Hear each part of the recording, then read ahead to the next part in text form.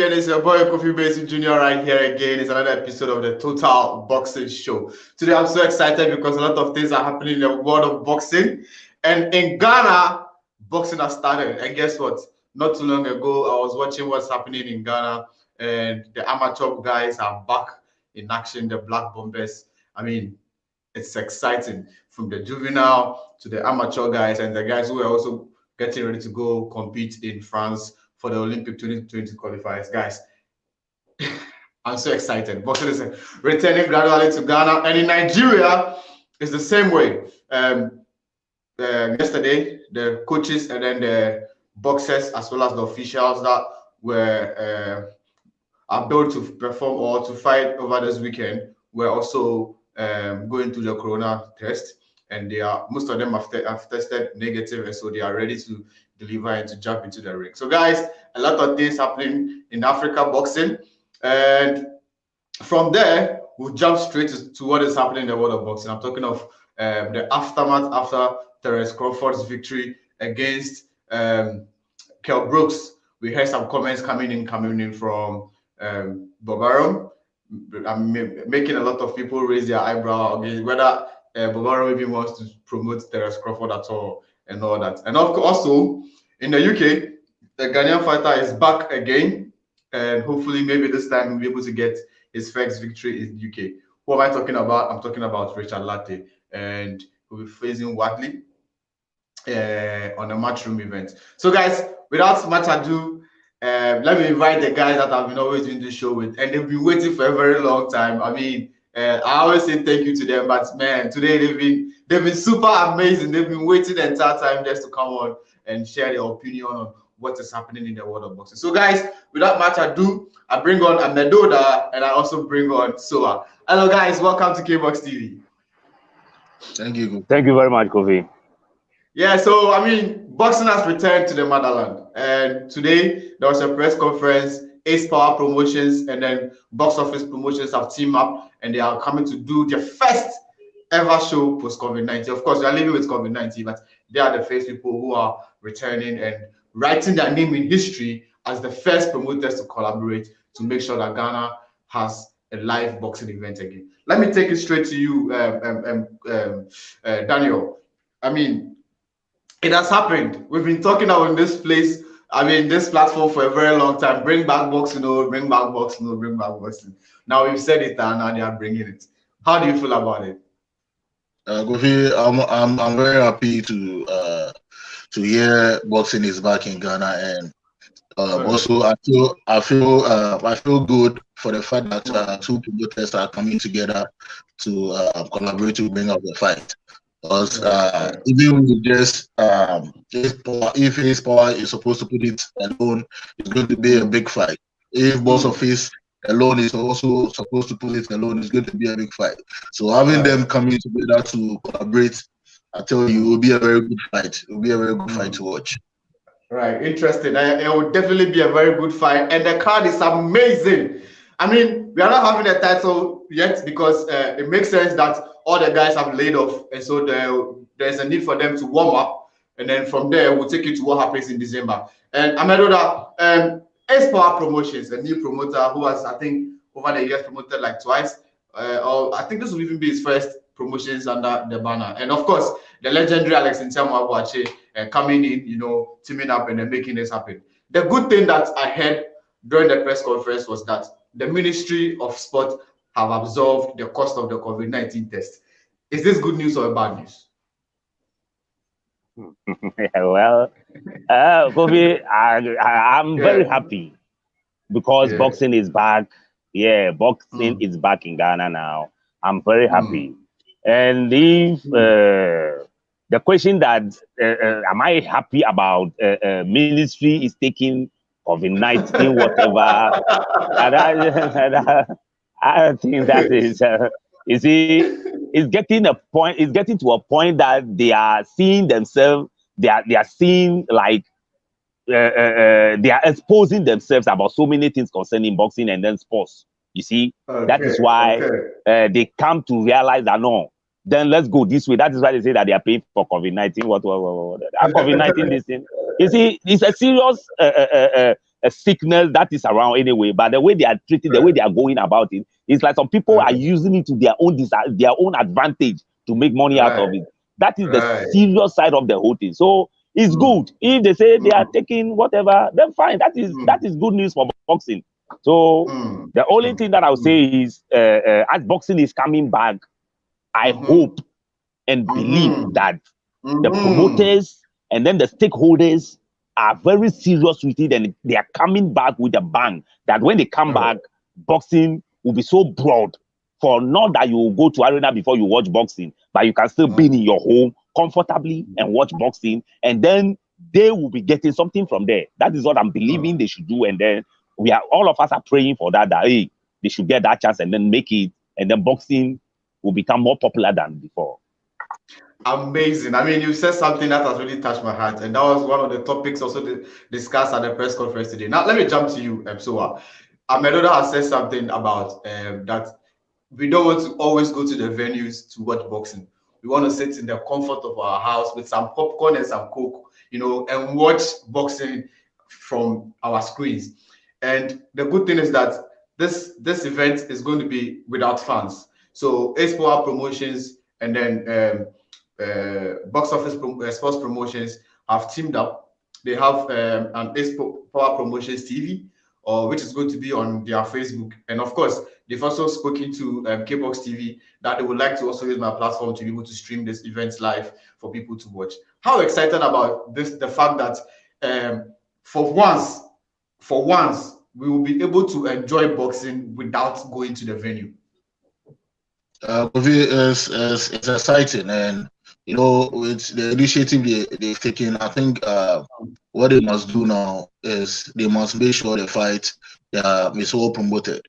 When with their Facebook, they are going to stream it. With their handles, they are going to stream. They are going to stream the fight on. It's like you are giving out a free fight, and the purpose of giving out a free fight is to get more fans on board. So if this is a motive that you have with regards to the COVID fight, and already with COVID presents itself at a time that there's not much entertainment when it comes to music, film, and everything is down. So if they've brought up this and they want to put out a fight for free, then they must do a lot of promotion. They must make sure the fight is well promoted. It's not really about box office and Ace promotion, Ace Power promotion, putting up the fight. It's about spreading boxing to get a lot of fans to come on board. So that at the end of the day, when you stream it live, you get people to watch it. It wouldn't be people of boxing in Ghana that will definitely come and watch it on the Facebook. Because when you do that, it's like you haven't done any work at all. Because your market is still what you have. Because before, you and I know, streaming fights online, they wouldn't get a lot of people viewing it, because the core boxing fans would like to go to the arena to watch the fight. And it's like those people that go to the arena to watch the fight are the boxing fans that we have in Ghana. So you didn't get, because we all know when you go to the Bukom and stuff, Kofi, I can tell you about 90% of the people that love boxing will go to the arena to watch. Now, most of them don't have this to watch on smartphone and all that. So if this is the motive behind it, then the target market shouldn't rather be the boxing fans, because they, regardless of how it goes, they will try and find a way to watch. But the people that they don't like, the people that are just there, they don't really follow boxing and all that. Once you're able to promote it and you get them on board, they become your customers as well. And they will always make a point that when they come to the arena, sometimes the rowdy boys and the problems there. So once he's able to fall in love with the sport and you bring him, it means that your digital fans, those people will be your digital fans. So regardless of how it goes, when you start doing pay-per-view, you have a digital fan base. So it's an opportunity for them to really hype the fight so that it comes across, not really we the boxing fans. Okay, interesting points made. That the target should also be the people who don't come to the venue, but rather the outsiders. Now, Amedoda, let me come to you. Over the years, we've seen how we've always wanted GTV GTV3, all of them to stream the event. Now they said they won't come. The promoters say we will not hold your neck. Now we will find our own way of still being able to get our work across to the public to watch. And now, thanks to God and Mark Zuckerberg and his people, we have Facebook and Twitter and Instagram and YouTube. All of them, they have come. And even these media channels, including UTV and all that, now you can even check that they are very large even on social media. It should tell you how the shift has happened. Now it's easy for a marketer or a company to say, okay, I'm looking for example, Calibos. He has like 5,000 followers on so let me push it to him to be able to, you know, sell my product and go to TV3 and then they'll take me some money and advertise for me because everybody now is on social media. And now these promoters have been able to come up with something very innovative. I find it very innovative because they've been going to these people to do it for them. They don't do it. And so they found out their own way and they've been able, and then they are coming up with something to be able to still reach the fans. If you remember, over the weekend, Matchroom Promotions or Matchroom Boxing had an event, the all-female card. And then the first time, what they did is what they made everybody watch it online without even going to watch it on the zone. And the reason that at the end gave was that he wanted to make sure that the sport is what, or the female version of the sport is what is pushed to the fans for them to what, to follow it and to love it. And of course, anything, even a baby, if you give a baby a toffee every day and the next day you come when he doesn't find a toffee, you find him crying. Now, this strategy that our promoters are also trying to use by trying to put it the footage for everybody to watch, even and not being priced at the moment.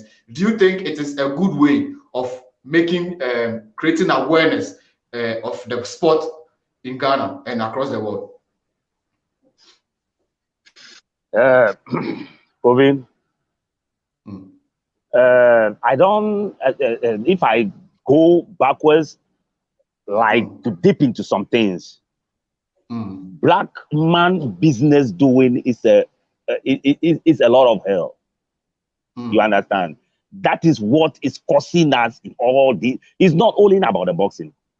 It's about everything concerning black people, and then especially the part of the world that we are as Africans.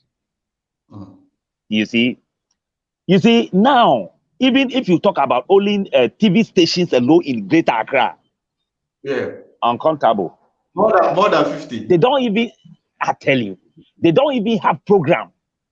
You understand? Right. But just somebody will go to these people, organize everything, and say that, oh, let's do it this way. It's a business. But it's just somebody thinking about how much am I getting? That sort of things. Then the person will like to forget about it, and then, oh, the small that will come is coming into my chest, coming into my coffers alone. Then that is enough, which is very bad, and then cheating to you yourself. But we don't. Look, Kofi, you remember during those days that Azuma is fighting in Las Vegas, and then it will be shown live on GTV. Yeah. You know the kind of people that sit down around that time, done 2, 3 to watch that fight. Even old ladies, they are ready to watch that Azuma Nelson is fighting, and then it will be shown on TV for free. Everybody is ready to watch it. And GTV make money just because Azuma Nelson is fighting in US. Right.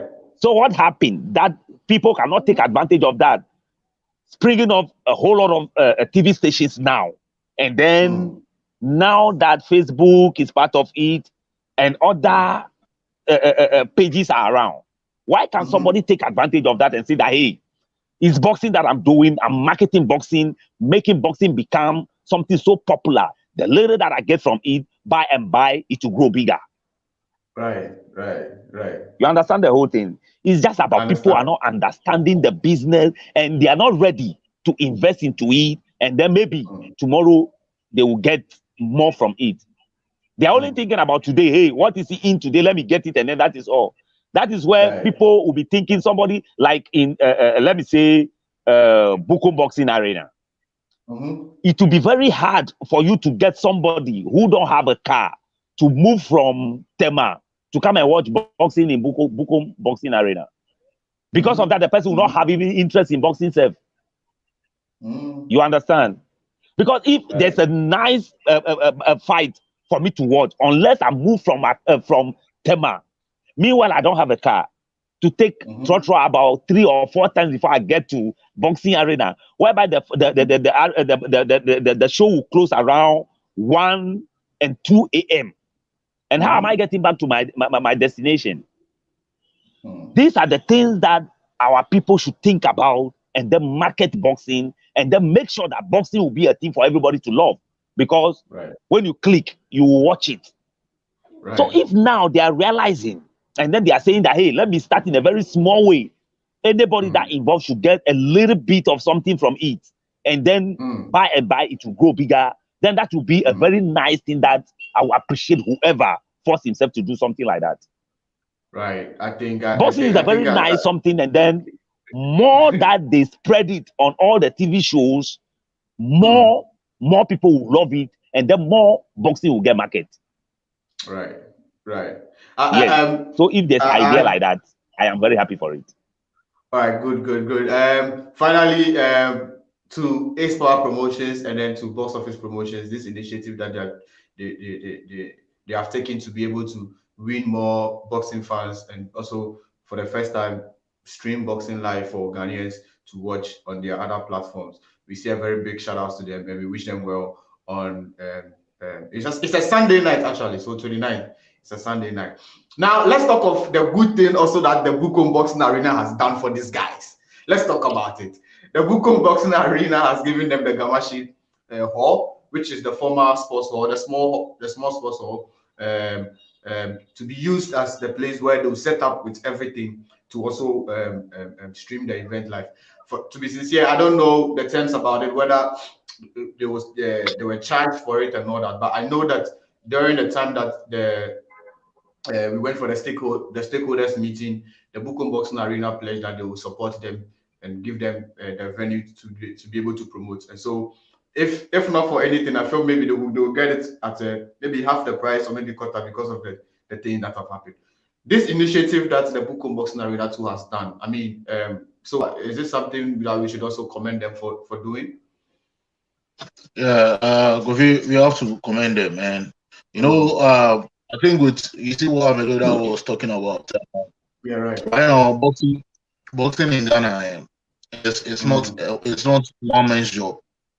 You know, we are at a situation where we don't have a lot of fans, and we have a good product. So what we have to do now is that everybody must come on board and support in their own way.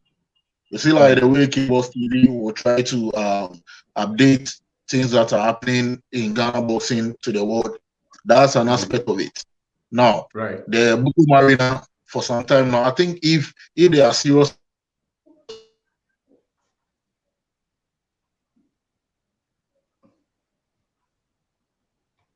promote, and they know, okay, these people, the sports arena must make sure they are giving some kind of percentages, or even if the arena will be given to them for free to promote fights, it should be done, because that is how we can work collectively to get a lot of fans on board.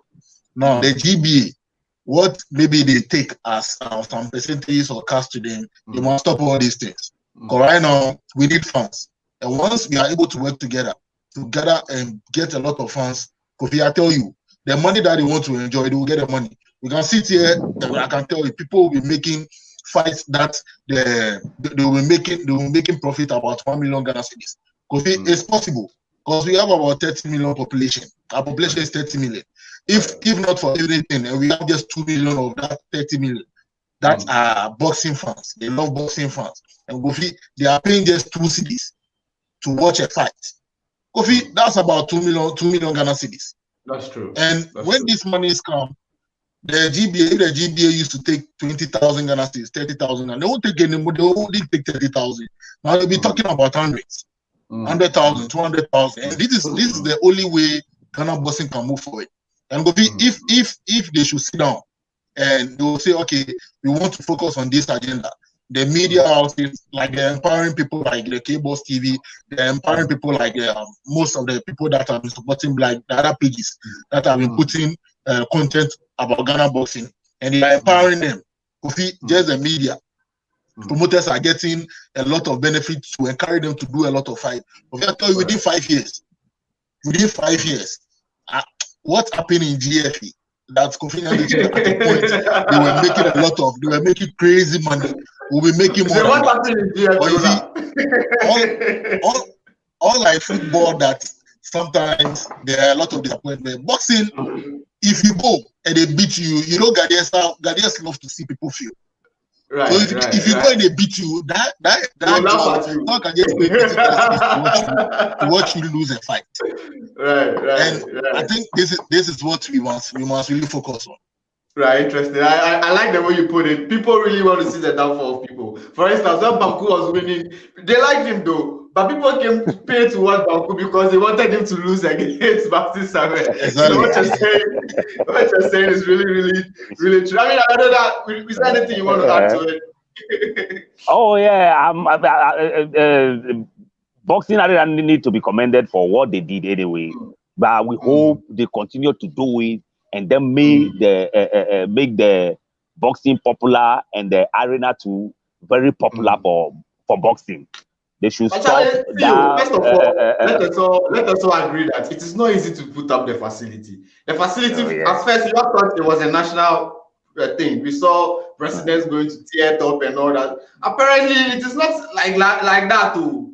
It is actually being run by private people. So people need to be paid to maintain. And you know, Ghana, our problem, maintenance culture. But look at the Bukum Boxing Arena since they built it. Look at how fresh the place still looks like. Anytime I go there, I'm excited. I go like, wow, these guys are really working. They are maintaining and making sure that it's in perfect shape. When they had a few problems on the other side, they renovated, they changed it. In 6 months, done. But it's there, looking still fresh. And even the event that we are talking about, that is where they are even going to promote it. When the tennis people came to Ghana to do the West African tournaments, they gave it to them. Open, it was fine. When Richie Comey was back in Ghana, even Lartey, before his fight that he went to UK, he was using the gym at the down there and also at the top there. So I think we need to really commend them for maintaining the place and especially making the place look neat.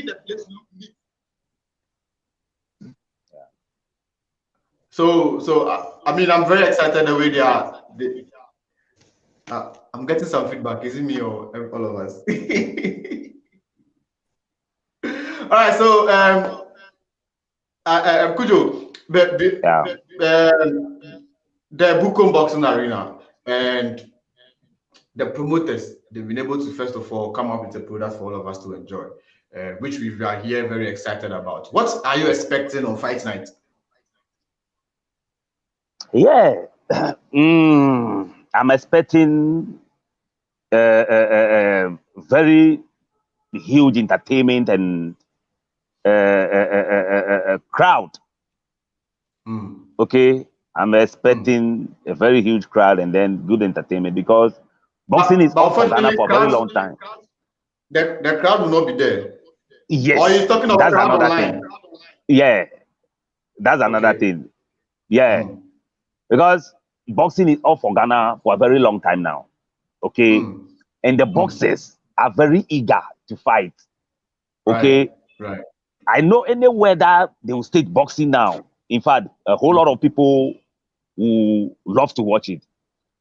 So if this online and then TV show, if it's been marketed well, okay, then they will get the crowd. Right. They will get the crowd.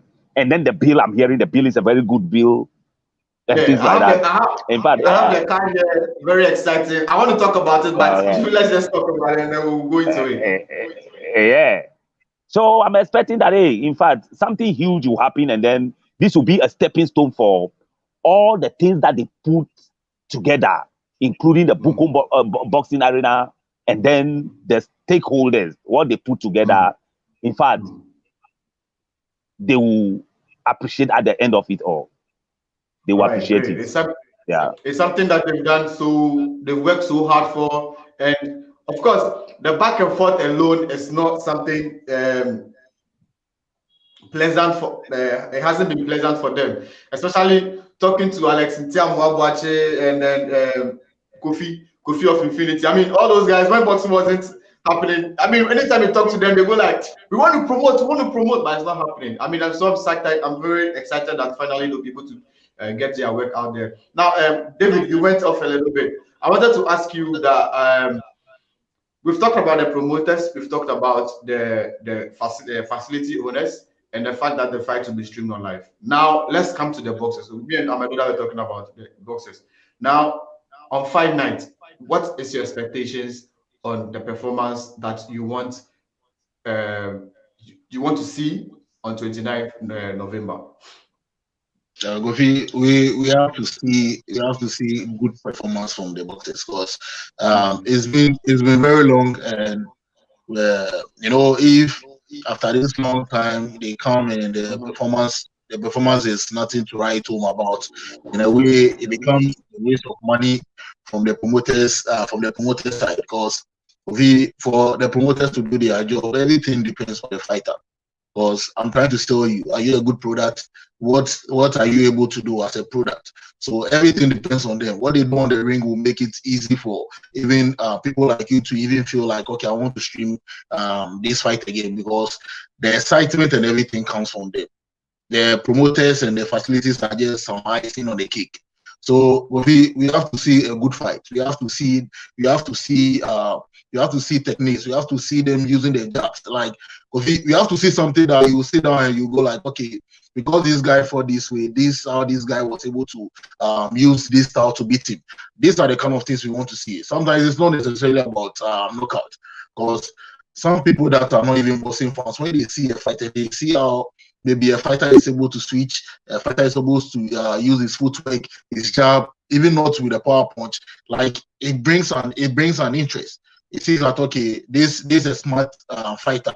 And these are the kind of things we want to see. We want to see them do this, because once they are able to do this, we can also start making arguments. Because when you don't put it up all these things, how do I argue with Amedoda that this fighter fought, or this fighter is better than this? Then you can't do that argument. Because when he says Mayweather is a good fighter, is fast, I can say, Pacquiao to Charlie, forget. He will throw 1,000 punches. These are arguments that make boxing interesting. So they have to get us talking. If they don't do that, then we forfeit. They fail us.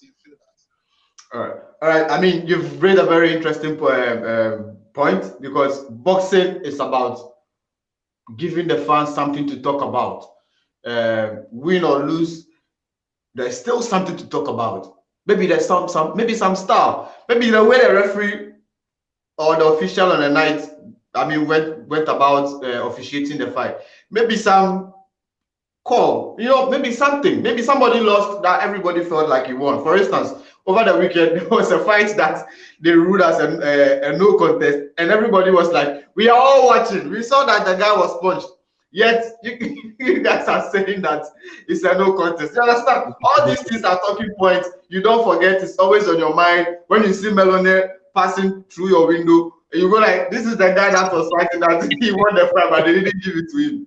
You see, something like that. All these things are very exciting things that makes us, have the game at heart and always want to talk about.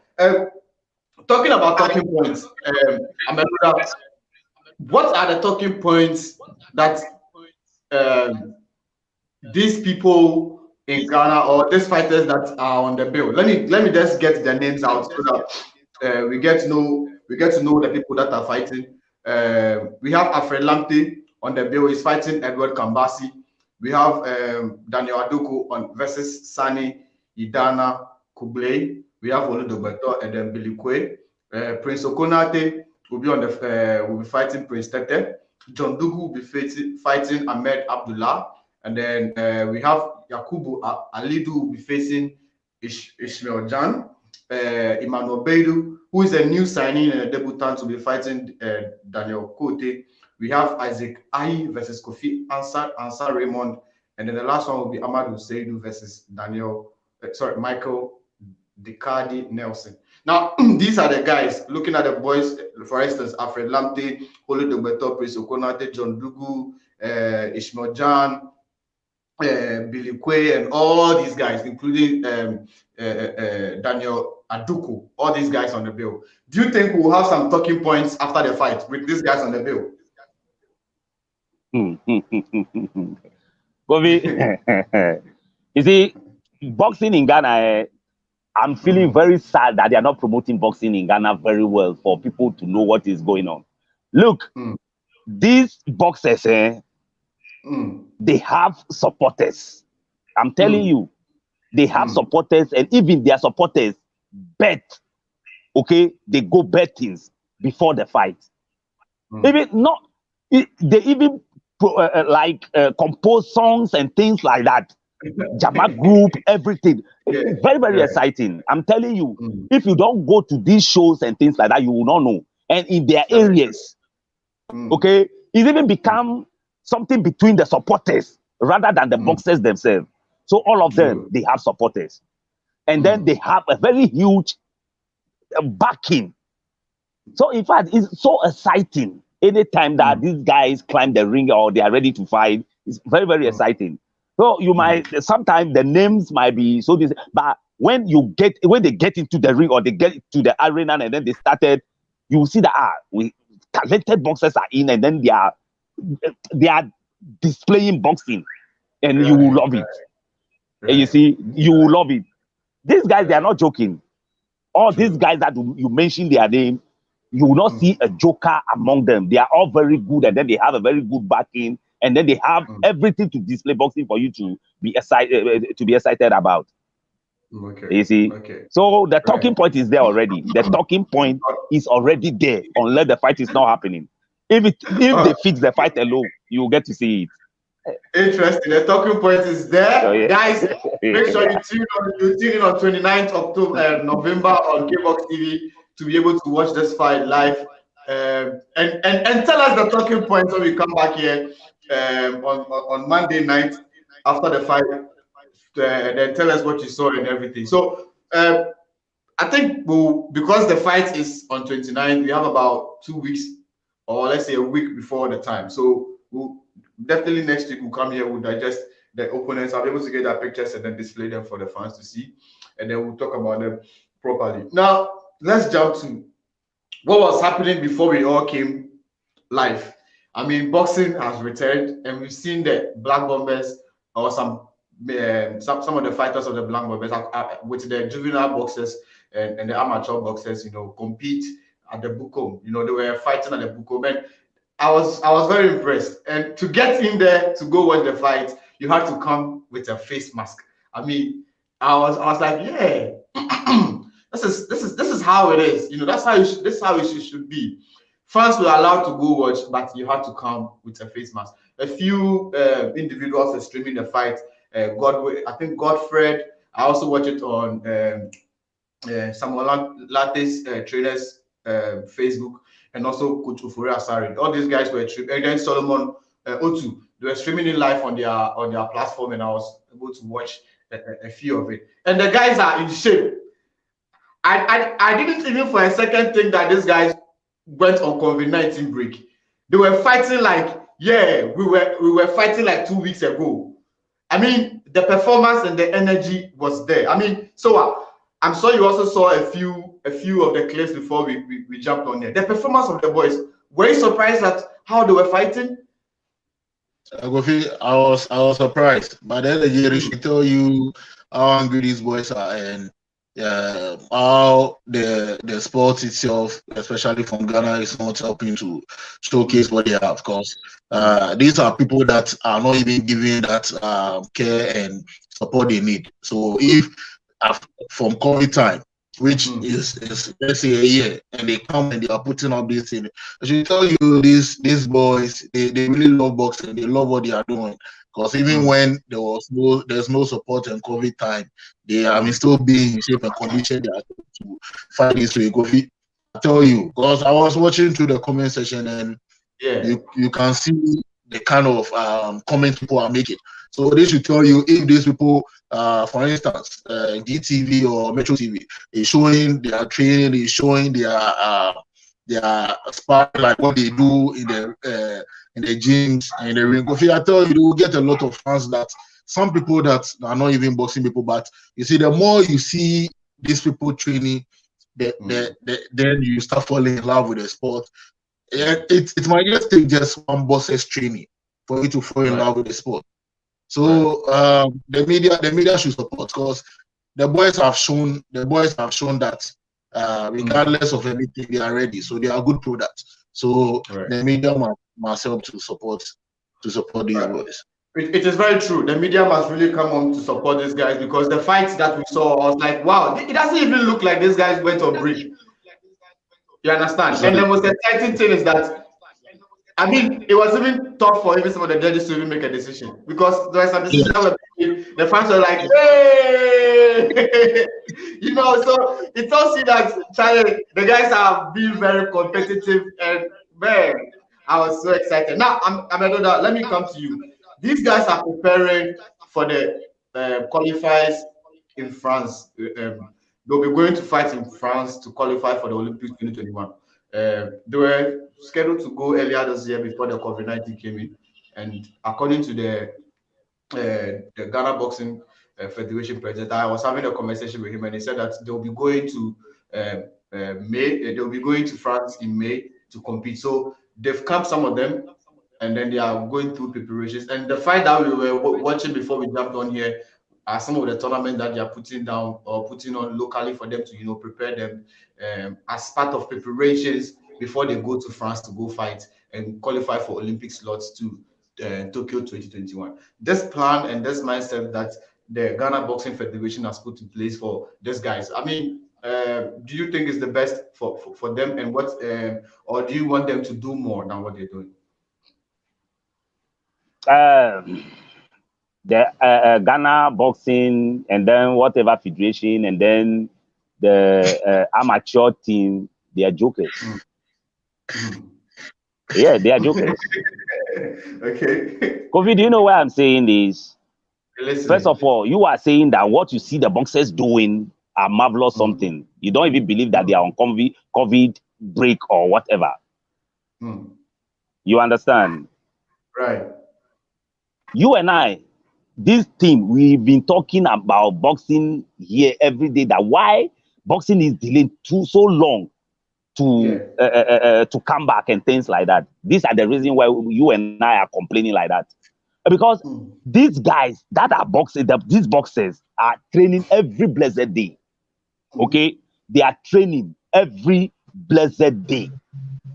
If you come to the seaside, the coastal, the seaside, they are in the sun every day. Even in boxing gym, they are training, they are doing sparring every day in gyms. Okay? But I don't know why they are not gathering these people and then started staging fight for them to get small money from there, because they are not getting anything from anywhere. Okay? But I don't know what happened. They were going up and down with this thing, are not ready to stage boxing till today. That amateur fight that you are watching at Bukon Square, do you know what is it standing for? No.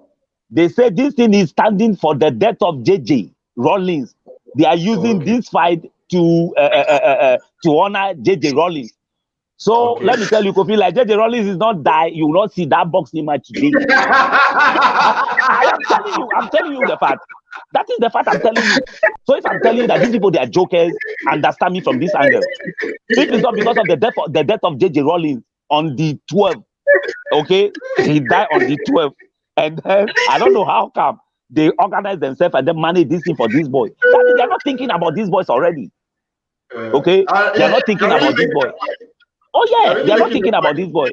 And then, in fact, like we did not get to qualify for Olympics game. Like I don't think boxing, they will start boxing for Ghana in this year. I'm telling you, because of these two Olympic qualifiers, they are trying to at least do something so that they might be in shape before the time for going to Olympics game.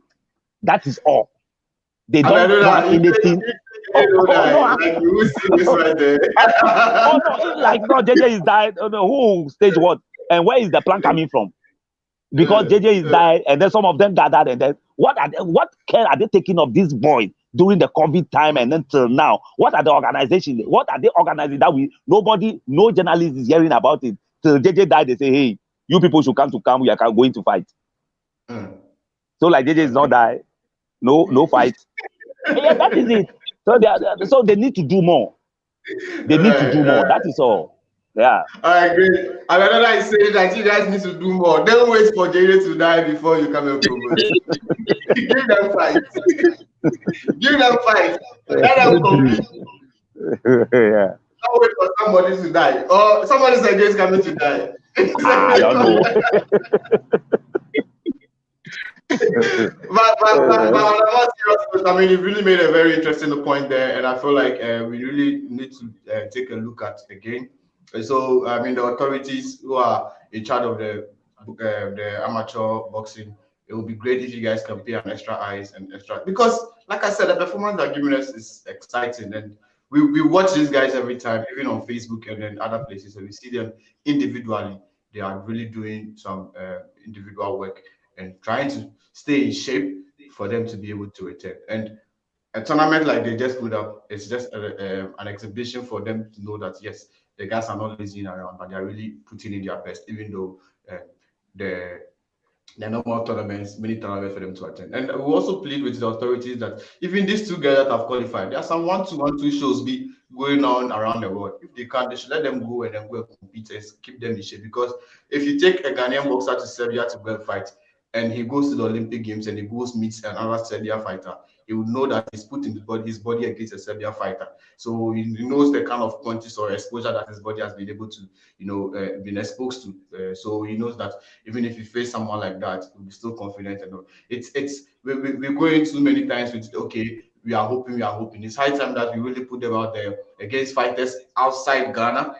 And for them to be able to know, like, oh, I've really tested against a South African, I've tested against a Namibian, I've tested against a Nigerian, a Moroccan, and all that. For them to go like, oh yeah, I'm really ready to face whoever that I'm going to face. Like we see the likes of Kofi, when he went for the Olympic Games and the other competitions that he went, anybody they put in front of him was very confident. Not even Oscar de la Hoya. And up to now, he feels like if he's given another opportunity, he'll be able to, deliver something. That's the kind of performance and the commitment and sacrifices that the old people put into the amateur boxing, and it earned us greatest or some of the greatest boxers that we have in Ghana. So we plead and urge with the Ghana Boxing Federation to do extra and to do more. I know they don't really have the financial muscles to make it happen.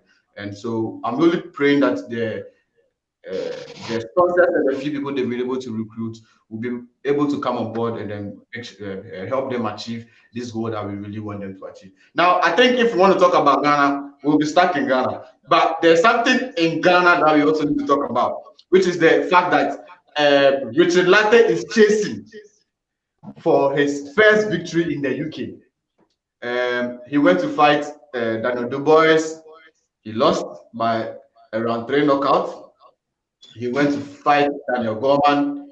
He lost after 10 rounds of boxing, and he's gone back to UK. As I speak to you, he's in the UK. He's fighting on Saturday, and he'll be fighting Wadley. I think Fabio Wadley.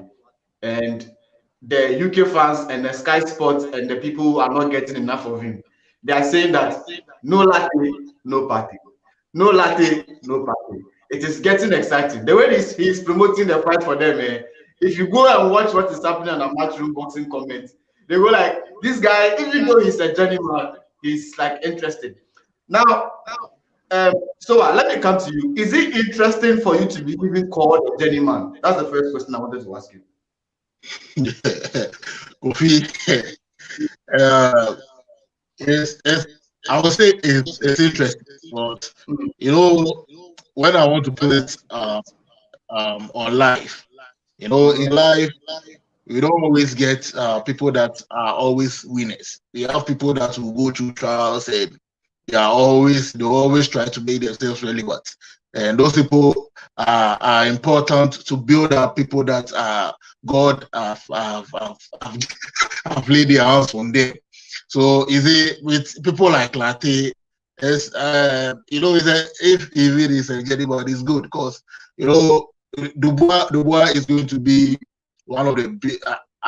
Like it will go down in history as one of the biggest heavyweight boxers, and it's test so far. You know, a fight even with God, people don't really rate that fight. The fight that he fought with Lartey is what people really rate as his toughest competition because Lartey was there to fight with him toe-to-toe. So if Lartey is a journeyman and is being used to raise people to come on board, and at the end of the day, you know where he comes from Ghana, the support is not really there, and it's like even being a journeyman in the UK, he'll be able to amass what to take care of his family and also bring some relevance. You know what Lartey is doing now today is a journeyman, but at the end of the day, when Matchroom Boxing, when Queensberry Promotion, when other like A-Maker and the other promotional company in the UK owns boxers, they can now look down to Ghana. Okay, these guys from Ghana. I hear when you come to Jamestown, you come to Bukum, there are a lot of good fighters there. Okay, then let's go and bring someone. Maybe he can do better than Lartey is doing. It can be a journeyman, and they might not know. They will go and bring someone that will come and turn the biggest star ever, even in the world of boxing. So, he being a journeyman is good for us as Ghanaians.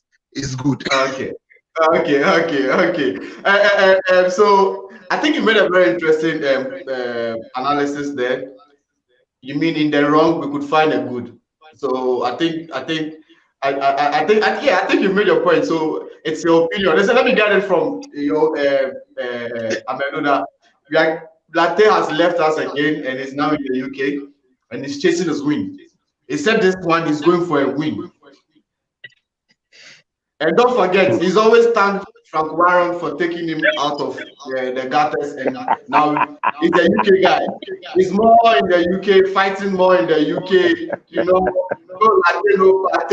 you know, all these things happen. You know, I mean, how do you feel about it? Oh, Kofi. In fact, all fingers are not equal. Right. Okay. Lartey is now becoming the most God-loved boxer in Ghana. The most God-loved boxer in Ghana. God loved Lartey so much that he had to help himself. Yeah. Oh yeah. In fact, no, Kofi, don't laugh. In fact, if since I've been watching boxing, I've been watching boxing, and what I know about boxing, if somebody told me that Lartey will get a fight very soon, I'll say no, it's not true. Lartey will not get a fight. You see, I think the same thing deceived his handlers, his managers over here. Okay.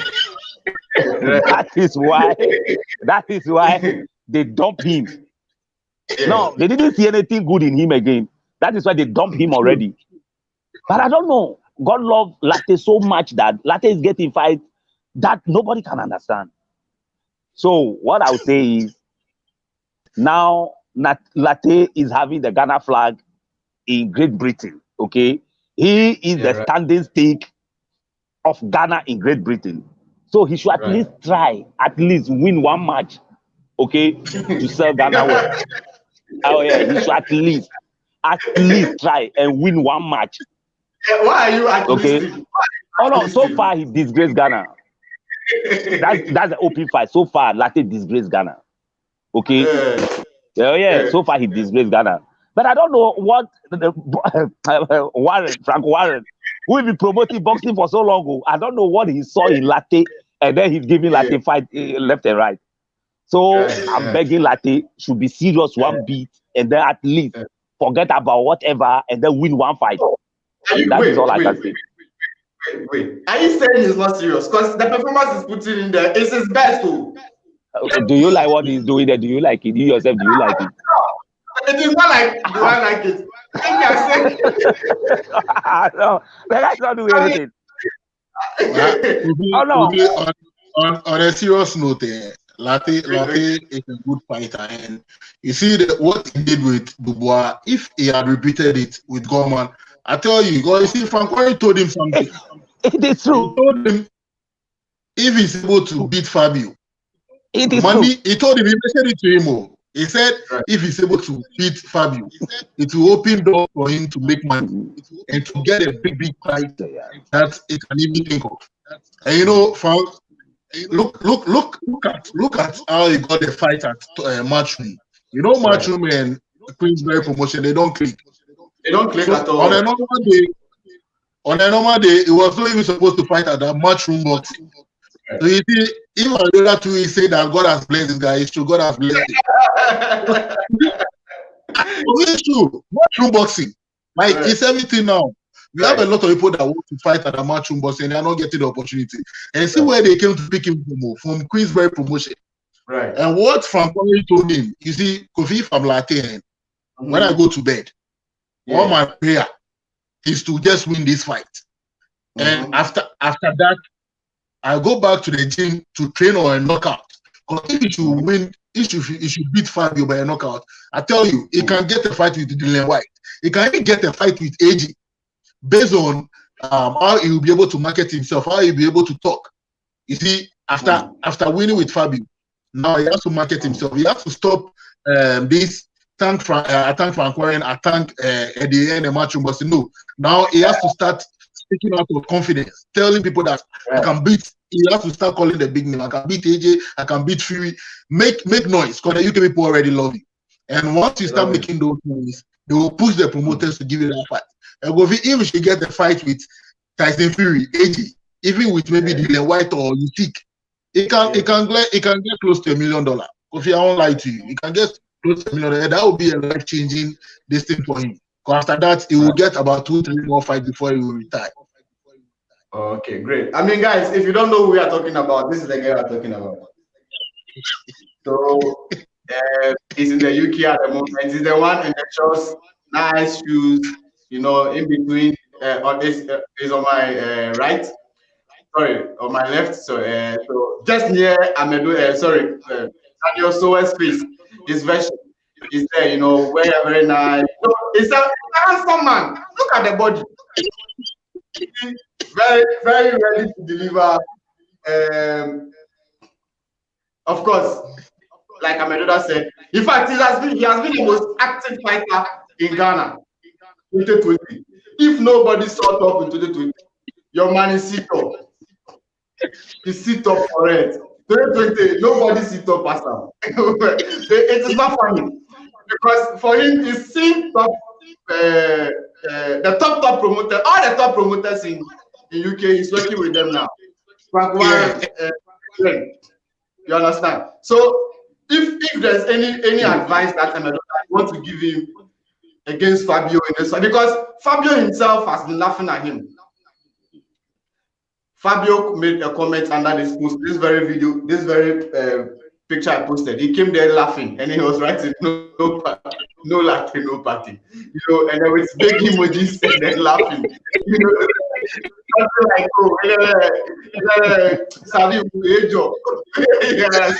something like this. So if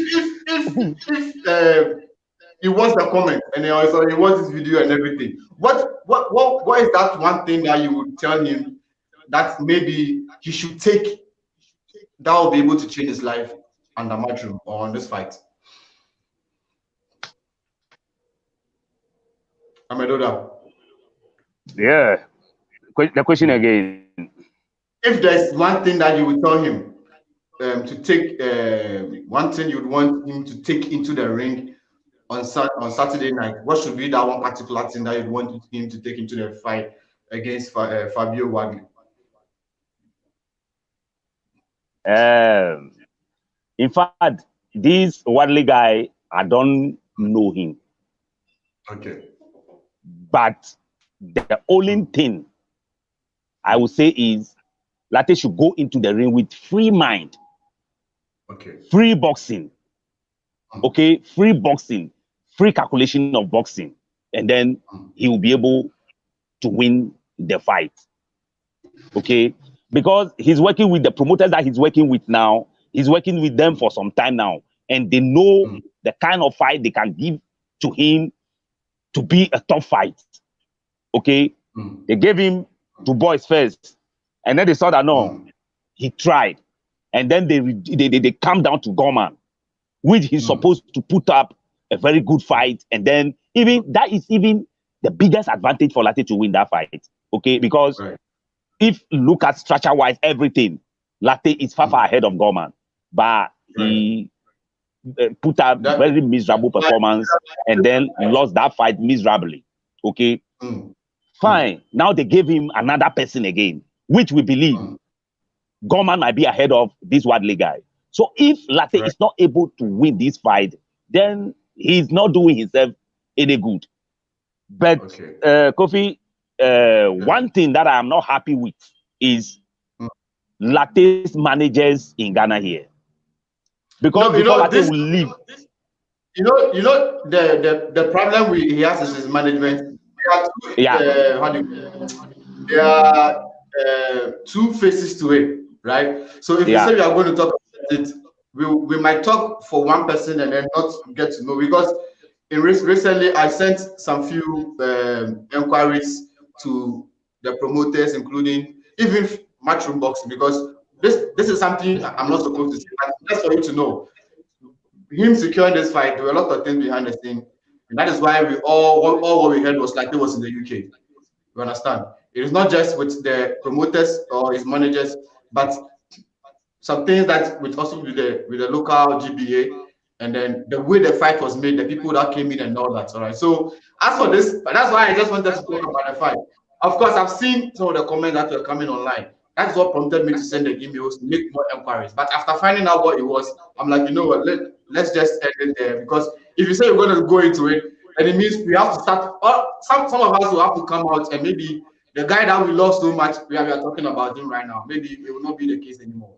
You understand? So sometimes, like I said, people need to feed their families. And so if he has gotten the opportunity, let's just bless him and let him go fight and be able to feed his family. But if we see we are going to go into it, Amedoda, you'll be shocked.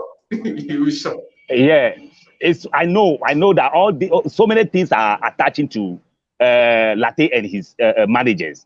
But what I'm trying to say here is Lartey, before he will leave for London, he wrote some things on his page concerning still there's a problem with his managers.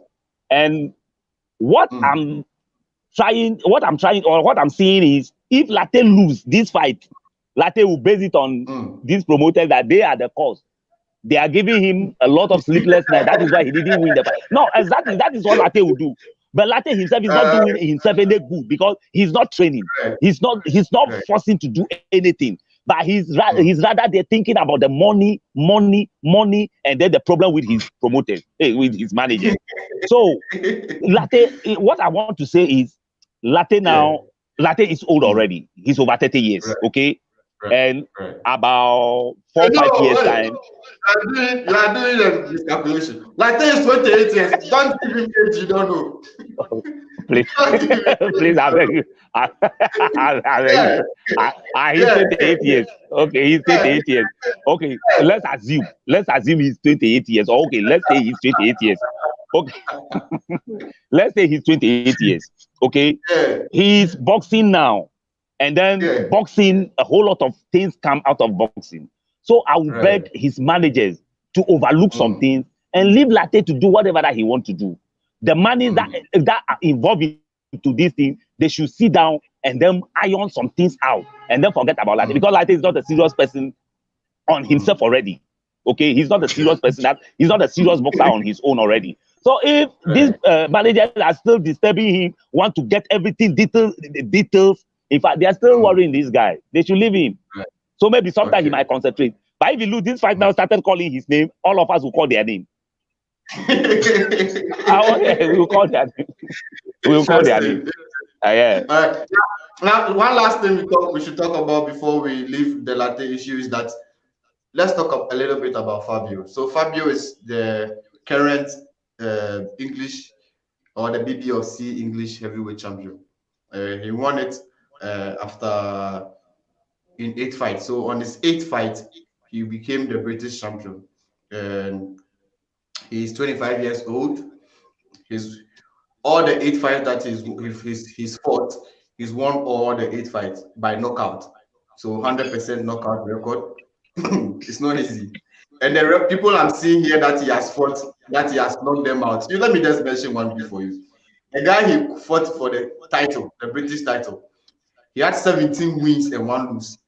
His name was, his name is Simon Valley. He won it. He knocked the guy out in round 3. I watched highlights of the way he knocked the guy out, and I'm praying for my brother.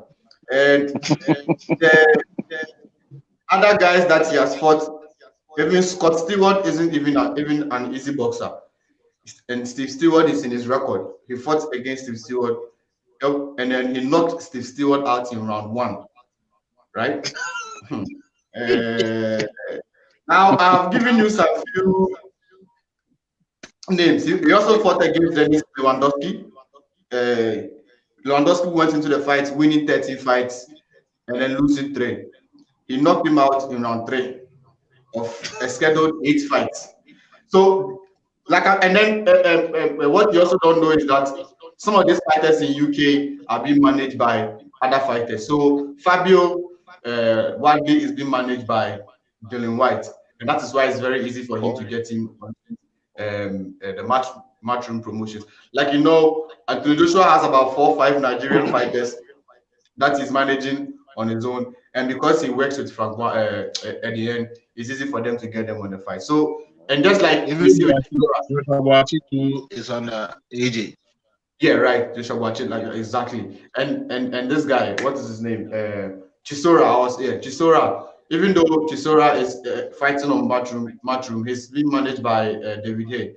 You understand? So Tony Bello and all those guys that you see around at the end, all of these guys are managers. They're not just walking around him and being commentators and coming to fight Keke. Because of the linkage that they have with at the end, it's very easy for them to be able to put their fighters on the fight. So before somebody like Dylan White, who has put his body in front of Povetkin and Anthony Joshua and all those guys to sign you, I'm sure that they've even stood with you toe to toe in the ring to test you before they will even take their pen and put on paper that they want to work with you. Now, I have mentioned a few names that this Fabio guy have fought. In fact, like we know Lartey's body and everything. If the guy also takes off his shirt, it's an eyesore. It's a very structured with a pack and everything like we see Lartey and everything. Now I have given you some few highlights and the title and the belt that this guy has won. And of course, the British title which is very prestigious for the guys in Britain. They don't play with it at all. When Denzel Bentley won his title over the weekend, he said, hell no, he's going to sleep with it in his bed.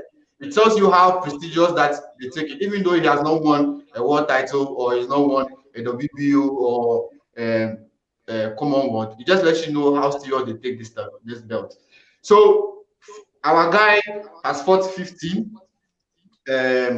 He's won the WBO Africa in the process. He beat the Burkina Faso. That was his last victory, and that was on his 10th fight. He fought Okola, and then he won that fight too at the Bukom Boxing Arena. After Okola, his last 3 fights has all been losses, and now he has the opportunity to go fight Fabio Wadley. Truly, if you look in you and you look outside you and you look at the things that we have compared and numbers and everything, what would you say will be your prediction of Wate and Wadley and Sowah? You are the prediction guy, so what's your prediction for the fight? It's going to be a knockout victory for Fabio, but it's going to be a knockout victory for Fabio. But what Lartey must do in this fight is that from the first 3 rounds, he should just go for a knockout. Because if he doesn't do that, it's going to give Fabio confidence. But you see, Fabio as a fighter, he has beaten a lot of people. And he comes usually, like you said, first round, 3rd rounds. So if Lartey is able to move within these first 2-3 rounds, and is able to throw like big shot, it will make Fabio slow down. He wouldn't like to expose himself, and that is going to take the fight to the distance.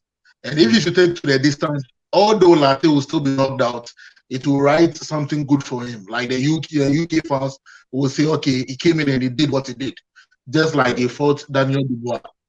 And now, what we all know is that the referee, I tell you, we'll give Lartey a lot of chances. Even if they knock him down, first one, it will give him a chance. Right. Or like when he fought Dubois, that the knockout just came and they have to end the fight, that we all felt like it could have gone. They should have given him a chance. This time he's going to get all these things. And as I know, like Amedoda said, your man is looking for money. And if it's money that you are looking for, you have to make sure you understand the game and play according to the tune of money. Because with this fight, regardless of how it goes, he's going to be knocked out. It's going to be knocked out. Because you see, with what all the stats you've given about Fabio, I can say it also comes from the street science of boxing. It doesn't just go to knock people out.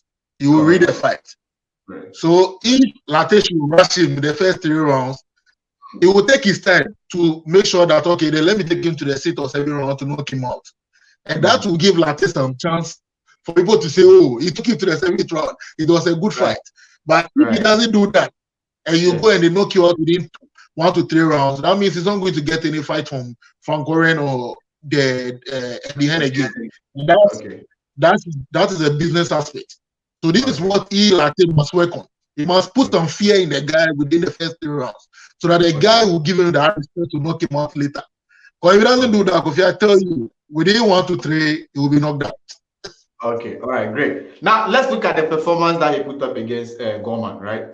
The performance he put up against Gorman, very brilliant performance. Even though brilliant as in it went to the end of the round, he didn't get knocked out, you know. And then let's put it against the Daniel Dubois fight. That was a brilliant performance in round 3 and in round 2. It's just that unfortunately he got caught by a heavy blow. And if a heavyweight boxer gets caught by a heavy blow, it is normal, because that is why it is the heavyweight division, because one punch always makes a difference, especially in that division where they are heavy punches and all that. So let's go into the fight with the Gorman performance that we saw him with. Amedoda, do you think that the performance that he put against Gorman, if Richie goes in with the same style against Fabio, will he be able to at least go through with the end of the round?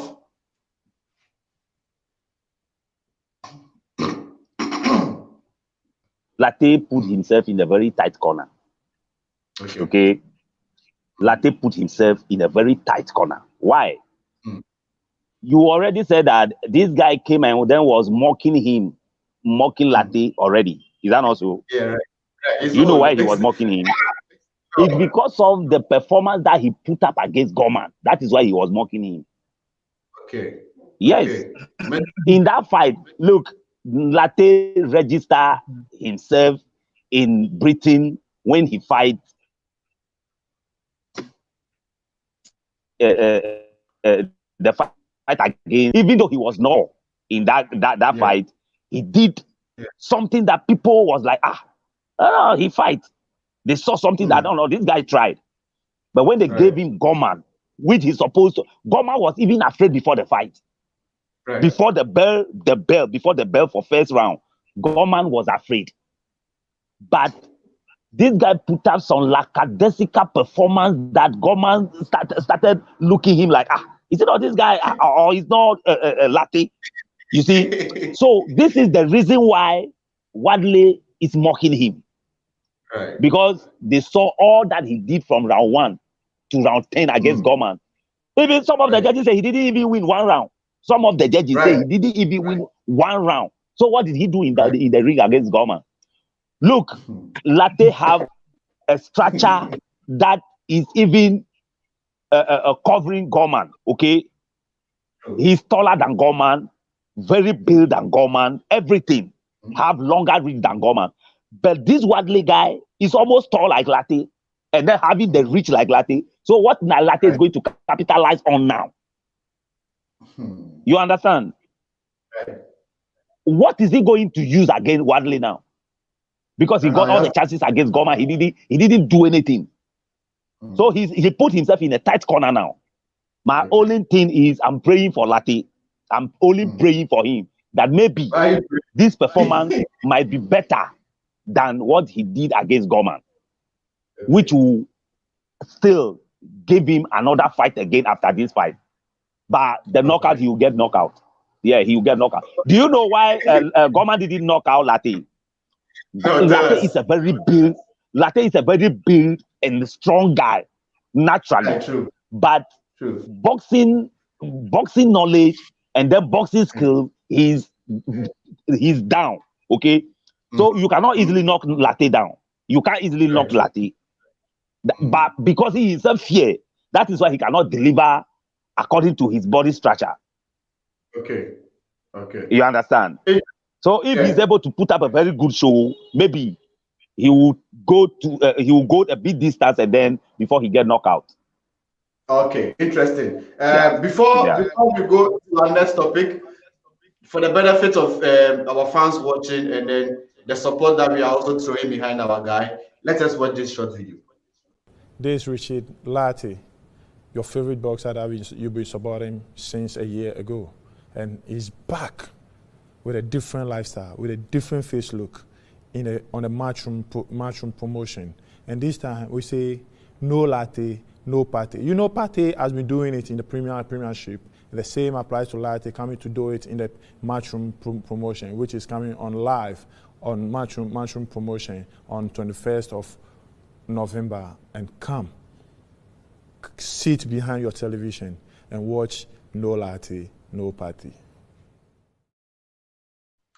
And watch no Lartey, no party. You know, I have I just think it watch no Lartey, no party. He's back. Your favorite, see, watch again. Your favorite UK fighter, the Ghanaian fighter is back. Yeah.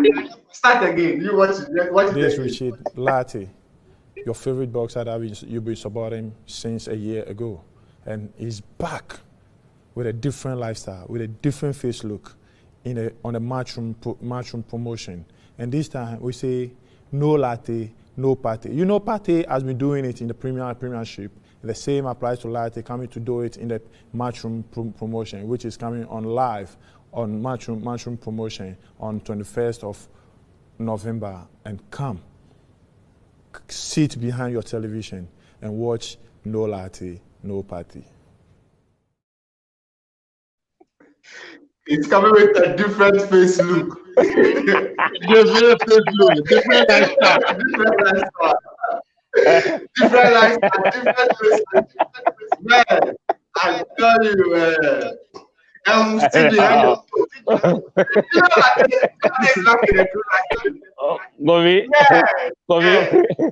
Gomi, in fact, I salute Lartey for this one. I salute Lartey.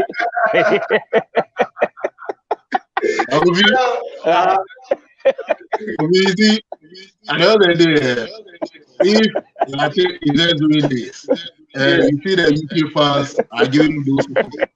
Like I always say about Buko Banko.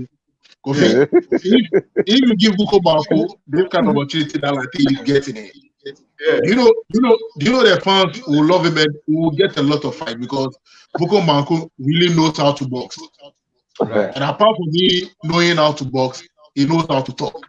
Because this guy, so you see, it's a blessing in disguise for Lartey being a journeyman. I know what Buko Banko does in Ghana here. There are a lot of boxers too that can do the same thing. But there was this boxer that fought under Golden Boy promotion. He fought one guy, and the way he was able to promote himself, and everybody just fell in love with him.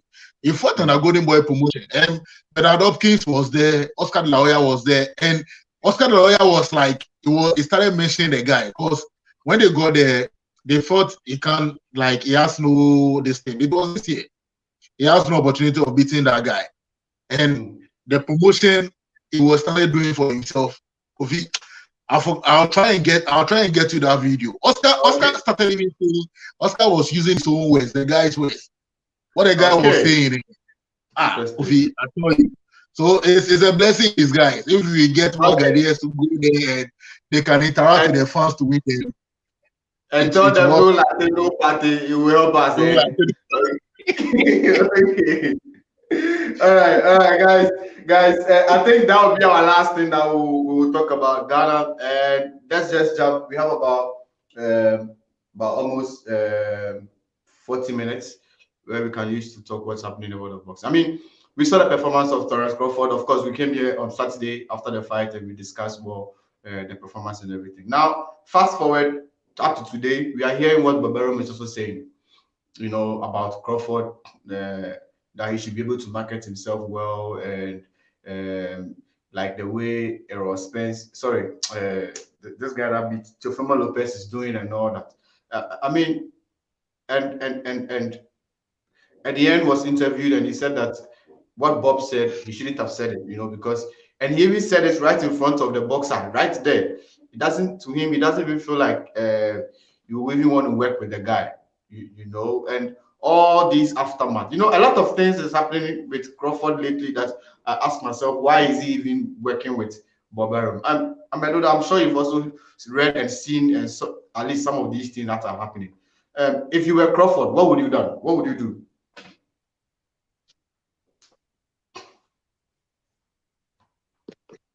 Brooke, yeah. I told you that Crawford should leave there immediately because his contract with Bob Arums is almost end, so he should leave Bob Arums.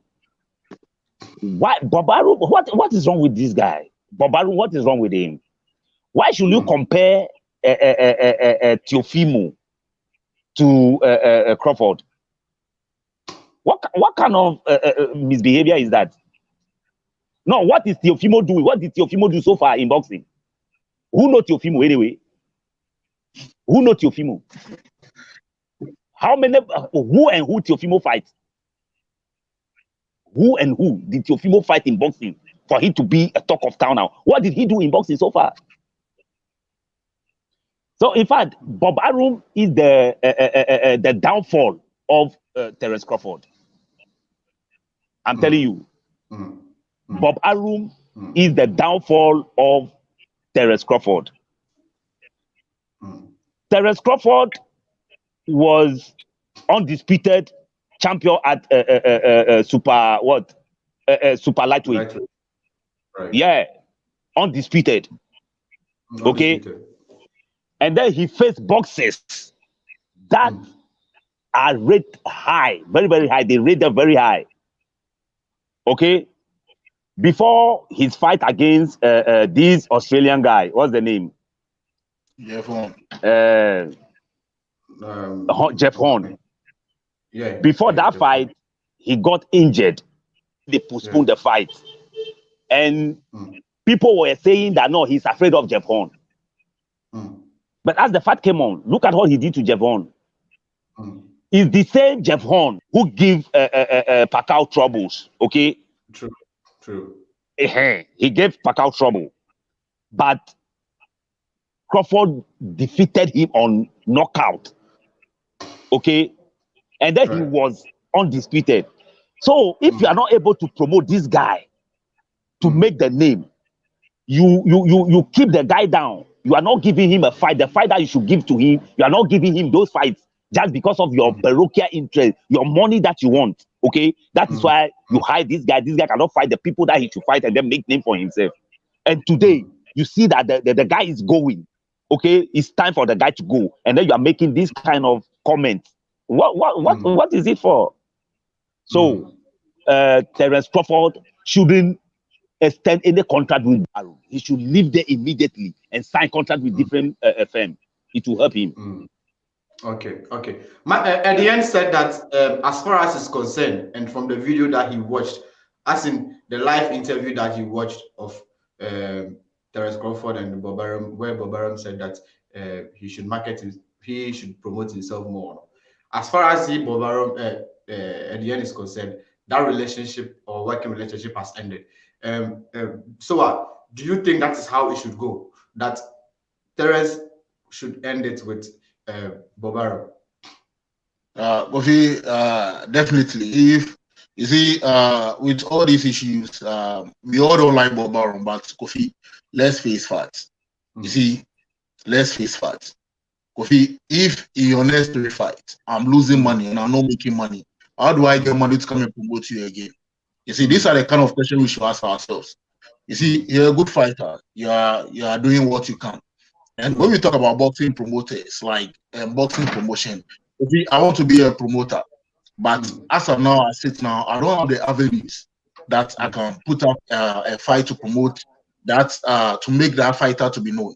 Because as of now, I sit down, if I have anywhere that I can even put a fight for the world to see, it's maybe Kboxtv, because I know you and I come on your show. Now, let's talk about business. Bob Arums has all the avenues. He has the streaming companies. He has strong social media following. Top Rank is a big name. It has promoted a lot of boxers. So if you're a boxer, and you see, on the Top Rank, it's not just Terence Crawford that we have on the Top Rank. We have a lot of boxers on the Top Rank, and some were able to make names for themselves.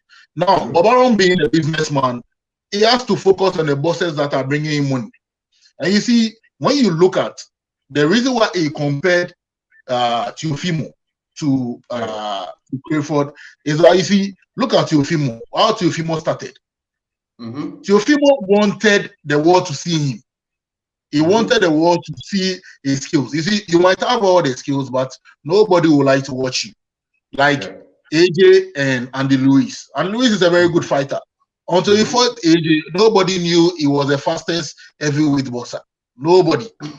So, and how did Kofi, you ask yourself, how did Andy Lewis got the opportunity to expose himself to the world?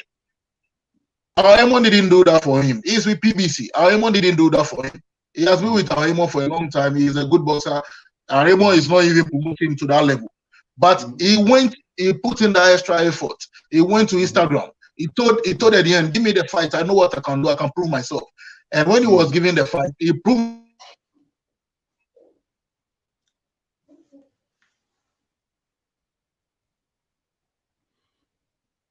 I'm sure you're having a little himself, and he was able to make that name for himself, for people to know. Right. Sorry, Kofi, I had a little problem. Yeah, so, that's Kofi, fine.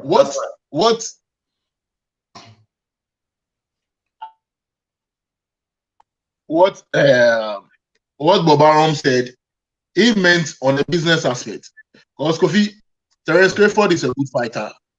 Now, after the fight, you see, there are a lot of times when Terence Crawford fights, when you look at body language, his body language is not even encouraging. Okay. There are a lot of times when you look at him, he just stand there. You see, he doesn't do anything.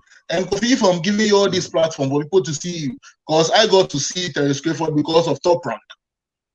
There are a lot of good boxers in the US that want an opportunity, they are not getting it. And you are not able to talk, you are not able to brag or anything. Kofi, it makes it difficult for fans to fall in love and even stream. Because how is Bob Arums going to make money? But Sowah, see, Manny Pacquiao, yeah, he doesn't talk, he doesn't brag, he does all his action in the ring. You know, whose job is it to promote a fighter? Is it the fighter himself, or you, the person that has a title on you that says you are a promoter? Kofi, it's the job of the promoter to promote you. Now, okay, the statement, you see, let's look at. You see, if you don't analyze this thing well, you might feel we all don't like Bob Arums. You might feel maybe Bob Arums, when Bob Arums said what he said is wrong. That one, I don't accept it. You shouldn't have said it after the post fight. Maybe later in an interview you can say that. But just after the fight, and you saying that with Terence Crawford behind by your side is wrong. But if you let's analyze it. I'm a promoter. You see, right? My job is to make sure I put you through the channels or the avenues I have. I have my ring. I've made sure I put the ring there. I've made sure I have you on pay-per-view. I've made sure you're on social media, you're on the media and everything. Now, what you must do to also make my work that I've done to be known is for you to prove yourself in the ring. Okay. And you see, proving yourself in the ring is not just about fighting. Why is Lartey getting all these opportunities? after doing what he did in the ring, right now he has been able, you see, just bringing that phrase that no latte, no party, it's even just like a different thing for you to even stand on it to promote. And people like at the end, those are the kind of things they look at. You see, at the end was the one that promoted those YouTubers. He promoted them because he know they have the numbers. So you see, we are in a time that if you're a promoter, if you don't take care, you don't look at the numbers and you don't look at what the fighter will bring on board, you might be doing this business and you lose all your money, and we the fans wouldn't get a fight to watch anymore. Because you see, when Crawford is done fighting, what is the buzz around it? The buzz just dies. Look at what Yofimo was able to do. The reason why Bob Arums used to Fimo is that look at what he was able to do. He started calling Lomachenko long time, and you see, when he's in his training camp, he kept calling him. Like, he said a lot of things. I like Teofimo Lopez. I got the time. I said, no, I want Lomachenko to beat him. And you see, because I want Lomachenko to beat him, now I will start promoting the fights, looking at the qualities of Lomachenko. So Lomachenko is a big name, but Teofimo was able to push the fight to the limit. And Kofi, promotion. What people must understand now is that things have changed. As a boxing promoter, the only thing you can do for the fighter is to make sure you do good negotiations for your fighter to make good money. Now, the next job for you is that your media platform, your connections, those are the next thing to do. Now, the fighter must help you to promote it. Kofi, we mentioned Itiamwa of Boss Office Promotion as the greatest promoter for Ghana. Now he stands as the greatest promoter for Ghana. But Kofi, ask yourself what he has been able to do with other fighters. When he promotes someone like Buko Mankun, you saw the numbers he did.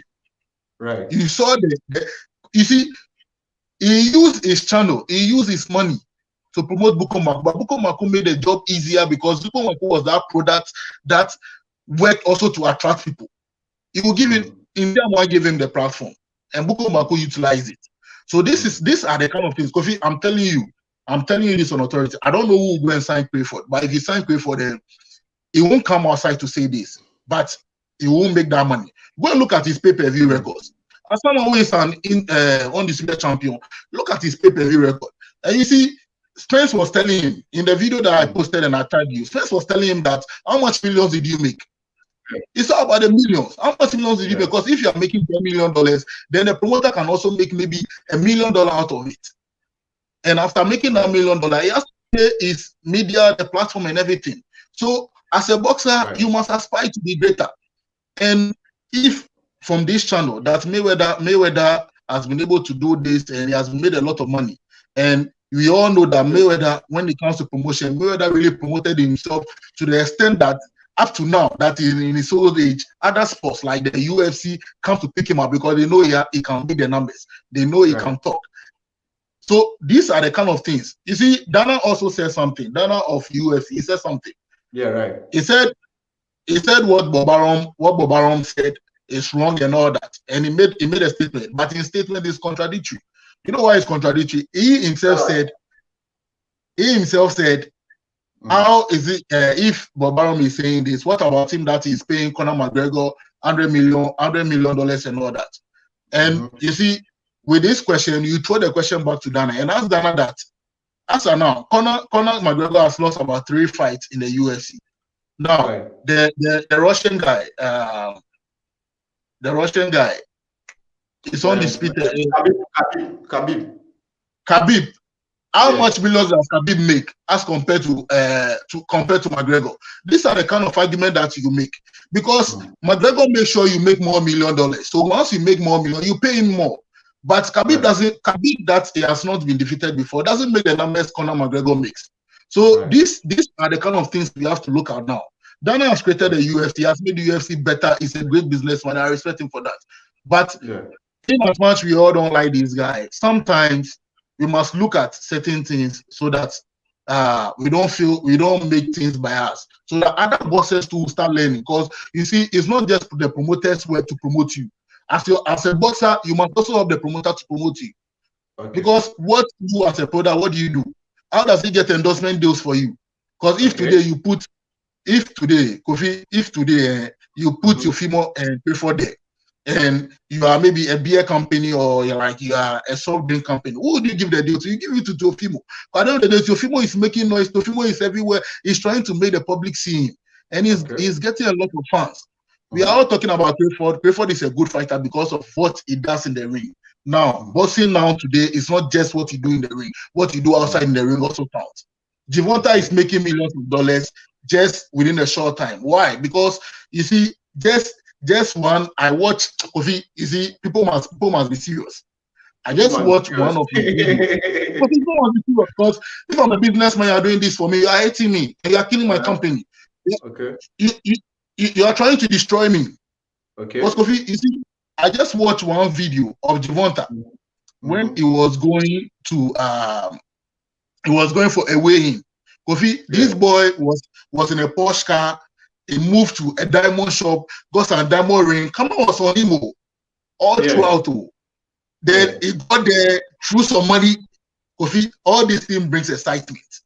Right. So you see, we just this short thing, he has also promoted himself on the platform that they've given to him. And now people that like luxury, people that like beautiful things, will go like, yeah, Charlie, this guy, the guy, see the chase they wear, see this thing, make I go with the fight. You get me?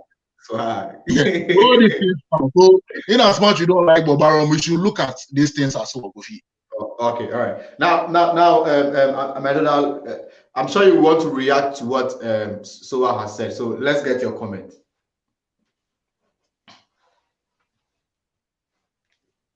But I try to understand him, but I'm not understanding him. It's like what we are talking about. He don't know exactly what we are talking about. We are talking about Bob Arums, okay? We are talking about Bob Arums. Bob Arums is a very greedy guy, and he know how he make his money. First of all, Bob Arums is talking about Teofimo today because Teofimo is a young guy. Okay, that is why he's saying the things that he's saying. And secondly, Bob Arums know very well that Crawford will not sign with him again. Okay, Bob Arums know very well that Crawford will not sign with him again. That is why he's degrading the guy. Okay. Another hand, Crawford is a black guy and he's old now. Crawford is over 30 years, okay? Crawford is a black guy, he's US guy, and then he's over 30 years now.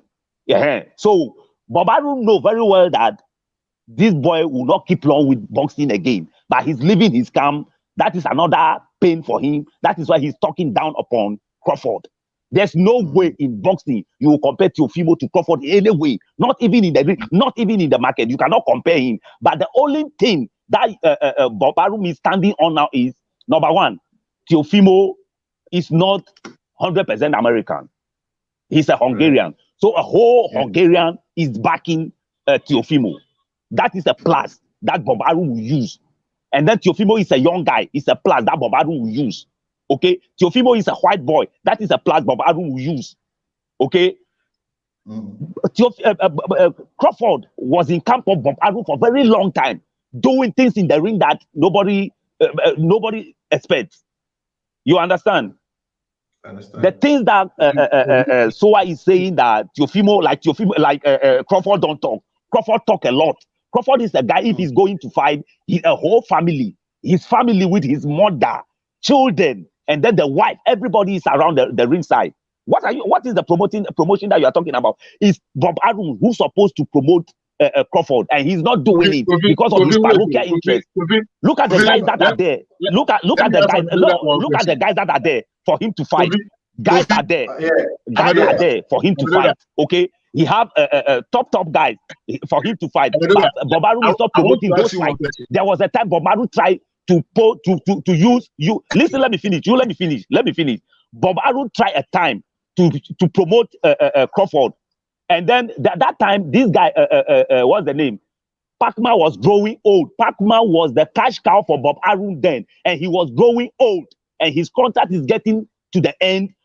Bob Arums want to use Pacman to promote Crawford. Okay, that is the time that he feels a fight for for what's the name? Pacquiao should be undercard of a day for Crawford. So you see the Pacquiao see that to be insulting. Okay, Pacquiao see that to be insult. Okay, Pacquiao see that to be insult. Listen, let me finish. Let me finish. Pacquiao see that to be insult to him, because if you want to promote somebody behind me, it's not that it's not this Crawford that you use for me to push Crawford for you to get your money. That is also the part of why Pacquiao leave Bob Arums. Okay, but Bob Arums can promote this guy for this guy to make money by giving him good fight. Spence is there. Other guys, Thurman is there. All these guys are there. Why he tried to promote to make a fight between Pacquiao and Crawford, but he wasn't able to make it. If that fight is being made, Pacquiao versus Crawford, Crawford will take baton from the Pacquiao, and that will be a big money maker. But he didn't do that because of his parochial interest. He's not giving the guy good fight. Okay, he's not giving the guy. This is the guy who was even pound for pound #1 before. But because of you're not giving the guy fight, this guy never lose a fight before. He never lose a fight. He never put up a abysmal performance in the ring before. So what kind of promotion do we want to do we have to promote himself to become a big money maker? It stands on you, the promoter. You have to promote him, give him a good fight, and then he will win the fight and make you the money. But now he sees that the guy is growing old, and then because of his parochial interest, he's not giving the guy the good fight, and then now the guy's contract is finished. He's just trying to. That is what he does all the time. So, that is Bob Arums for you. That is Bob Arums. He's just trying to bring Teofimo along. That is the only thing that he's doing. For you. Yeah. First of all, ask the questions. How would you promote Terence Crawford as a promoter? Second, how many numbers does Terence Crawford makes for you to even think of tapping into the numbers that Pacquiao makes to have Pacquiao as an undercard? As a promoter, how would you promote Terence Crawford? I must see. Just let me know so that I know the kind of answer to give to you. Let me tell you. Like you can promote him. I did not ask a fight. I did not ask for a bill. Okay. I did not ask for a bill for Pacquiao to be undercard for Crawford. I did not ask for a bill. It's Bob Arums who set up that he's making a bill whereby Pacquiao will be undercard for Crawford. Okay, now he's trying to promote the guy to make the money. Let's talk about the first question. The thing turned upside down. Yeah, because the second question there, you can defend yourself, but I want to know how you promote Terence Crawford as a promoter so that we can all learn something from it. Terence Crawford is a whole package on his own. Terence Crawford is a whole package on his own. What kind of promotion do I need again? Just to give him a good fight. If I am not greedy and seeing that the money that I promoter will get on what he is going to fight, I am not greedy to think about it. I have to give him good fight from a good boxers from the other camp. But he's not doing that. He don't want to do that. That is the only thing. I love this thing you have said. Let me tell you what Terence Crawford is doing now. Let me tell you what he's doing now. If you bring him a fight, he always wants a bigger pace. And at the end of the day, the people too are going to fight. You know, this thing, Kofi, this thing is business. How many numbers are you bringing? Let's look at pay-per-view record. If I'm doing 2 million pay-per-view records and you are doing 5,000, you've never made 1 million pay-per-view record, and there's a fight, and you tell me you want to take 60% for me to take 40%, how would I understand? So you see, it's not even the promoter that is not making the fight, and you have a contract with me. So now, if I tell you I've brought this fight, and your percentage that I want you to take is 40%, and you say you don't want to take it, how do I make the fight? It becomes a problem for me because at the end of the day, we must all break even. Even if I don't make profit, I must break even. And that is what Terence Crawford is doing. As of now, he doesn't want to fight Spence because of the 60-40 deal. And that 60-40 deal, ask yourself, in his last three fights, how much money did he make? You see, these are the kind of things you ask yourself. So he got the time. You see, what Terence Crawford is doing is just like what Wilder did. It's just like what Wilder did. Wilder was fighting undercards. And at the end of the day, when AJ brought him a good deal, that let's fight, he said, no, the money is no good. the money is not good. Once at the end of the day, you were fighting on that card. Whilst me, I'm rocking pay. Okay, let me ask you. Which fight did Bob Arums give for Terence Crawford? Now I can also watch you guys. I'm part of the fans watching. Which fight? Kofi, which fight did Bob Arums bring for Terence Crawford, and then Terence Crawford don't want to fight because of money? Which fight? Call the fight. See, Spence fight. Even the Spence. Did Bob Arums agree to work with Spence promotion? No. You see, was Bob Arums ready? Was Bob Arums ready to do that promotion? Amedoda, let me tell you something. What today I must tell you that you must understand is, you see, when two fighters want to fight, they come and agree to a term. And the promoters, you see, at the end of the day, if I sign you today, and I come, and maybe it's $2 million that this fight is bringing, I must make sure you get your card based on the contract we have. So you see, if a fighter wants a fight, he can go along and say, no, okay, you let me take this to prove myself. And after Crawford done that, all the people they fought American he fought. American is an old man. No. Bob Arums is not ready to bring Spence. At that time, we agreed to any terms of Terence Crawford. Bob Arums was not ready to bring Spence for Crawford. Even the fight that Bob Arums can make so easy for Crawford is Pacquiao fight. Why he wasn't able to make that fight? No. Let me tell you. He can make for Crawford. Why he wasn't able to make that fight? Last time we were on this show, and I told him the reason why Pacquiao won't take a fight from Crawford. Because you see, Pacquiao is a big boy.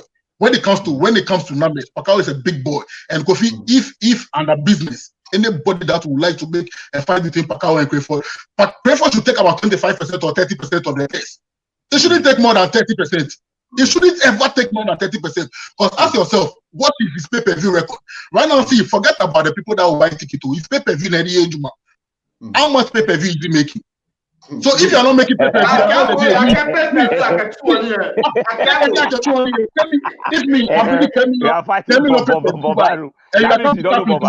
think I want enough for you to do that? You are fighting for Bob Arums. You don't know Bob Arums.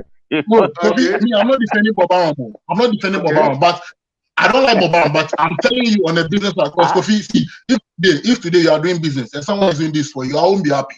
I'm a very emotional person. I'll feel bad that I don't know. Hey, you've what best? See the number of years it took you to get this your company running, and now this boxer is making you lose money like that. How is it like? You get what I'm saying? It's not fair. So if the promotion that promote a boxer, if the promotion is not promoting you, you cannot make anything. If your promotion is not promoting you, there's no way you can make a fight. You can make anything. You cannot make anything if your promotion is not promoting you. Kofi, this COVID time. See the fight Bob Arums, Lomachenko and Teofimo Lopez. Yeah. And the baby Jamie, see the fight he was able to make for them. This COVID time, he started it. And after that, Mayweather being a smart person, you see, Kofi, but I'm telling you. That fight was a pay-per-view. That fight was a pay-per-view. They saw the fight. They saw the fight to something. But it wasn't pay-per-view. That fight was pay-per-view in the UK.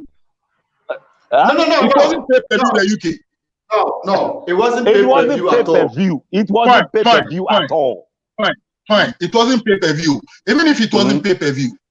Okay. So it was Javonta's fight that was pay-per-view. But even if they are the Charlo brothers, that fight was pay-per-view.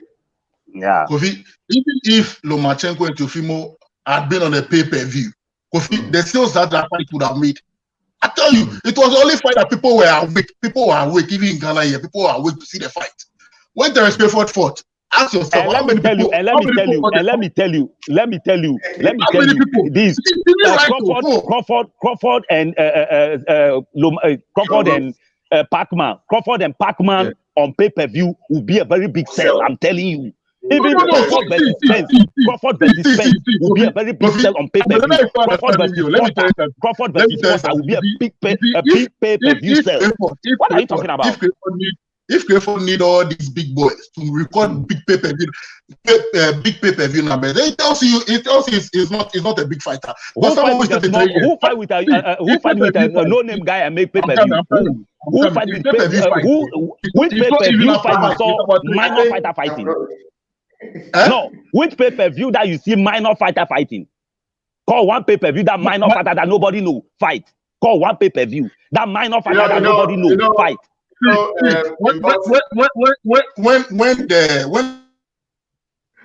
All right, guys, it's getting exciting, and the comments coming in from both sides is becoming. You see, that's why I like the show, because all of us have our opinions. We all want to be right, and this is what we want to bring into Ghana boxing. And we want to talk about Mano plan that he wants to charge 20 million, and Duke Micah said we're not going to do it. You understand? And every day we talk about this one. This guy say what? This guy say what? Oh, we want to talk about our local people, small guys. Alex Ntiamu is doing his best. The same way that one day someone will come and sit here and say that Alex Ntiamu is not do anything. Not do anything. The boys are marketing themselves and things. Meanwhile, with the expenses sometimes, the boy will do some buko manku things on the side. It's the same thing. It's the same thing we are expecting. We want to bring the same heart and the same vibe into our game, into African game, into what is happening in Nigeria, South Africa, and everything. These guys are not just talking because they are just saying, but because of the passion they have for the sport. And everybody has its own eyes and the way he watches things, right? We say this, we say that, we say this, we say that. But even the whole word controversy works. Controversial stuff, it works every time. Mayweather, Teofimo Lopez, Bob Arums. For all you know, this thing they are even doing is another gimmick for them to even sell their next fight. I've always said that in every wrong mistake in boxing, it is never wrong. The next time you see Crawford coming and they will pair him against somebody, even if it is not Mayweather, maybe or not Spence, maybe they can give him a Sean Porter or maybe somebody on even somewhere else, and then they pair him, and then they go like, after all the controversies, it's the time for him to step up. So let us see whether he can do it and make it, like for instance, the pay-per-view and all these things, and then maybe somebody will also say like, oh, Bob Arums is still there, like what we see Bob Arums doing even with Tyson Fury. He's not really directly involved with that Tyson Fury, but he's involved. Spoiling things, just spoiling him. They don't go like that to boss. They go and still you go, but we have some 10-20% go not sign. Okay, you understand? You are not gone like that. You understand? I just love the way that they are very controversial and helps them in being able to sell, commercialize their sport, keeping us awake at midnight. Even some of us, we have to sleep near our wives, but we wake up and come and watch. We love the sports too much. We can't even sleep. We are sleeping, we are thinking, Charlie, is it a knockout? Did you go to the end of the round? And all these things. Let's even make you sleep. On Friday, you are excited because you are going to fight night weekend. You want to know what's going to happen. We are seeing no latte, no pate, and all these things. We just want to see how we can bring it back into our local sport and push it and push it and push it and be able to reach the very top. Guys, I think if I stick with the two topics, we won't go. So let me just bring in the last topic. We don't finish because Canelo is back. Even as we are going to stay here, we have 40. We've done 47 minutes, almost let's say 13 minutes to 2 o'clock. 2 hours. So at least we have to dedicate some time to the king on the pound for pound king who is returning, and he's going to fight Callum Smith. Let me start from you. So I mean, you've seen the bill. Finally, the pound for pound king is returning. He got himself out of the contract of Oscar De La Hoya and the 30 million or I think 60 million deal with the zone, and now he's back on his own. And the funny thing is, he's back on his own, but he's still going to. The fight is still going to be on the zone and all that. I mean, all these things and matters are rising. Finally, on I think 19th, we would see him back in the ring again. How do you feel about the return of Canelo? I feel I don't know how to even put it, but I feel great to see Canelo to come back. And Kofi, like Canelo, you see what Mayweather did. Most of the smart boxers are trying to follow their their path. And right now, to promoters to being Iraq, they want to make sure when they lock you for good. So what he did, the way he came out of the contract is good because you know he was supposed to have certain fight, and because of the COVID, the fight weren't coming, and now he took a bold step to sue the company, and right now he sued the company, they can't pay him. So the best thing they can do to avoid paying that big money to him is to let him go. And now that Canelo is good, is gone. Kofi, Canelo has his question marks, but I know Canelo is a very good fighter, and he's proven to be a very good fighter, and he's proven to be a great ambassador too for the sport of boxing. Now, this is time for Canelo to make millions and get closer to the money that Mayweather has been able to make. And Kofi, after fighting Smith, is going to fight big names. It's going to be big names throughout. I don't think he's ever going to fight any small name again, because the reason why he will back a lot of fights, not fighting GGG, because you know when you fight GGG, we all know the question marks on that fight.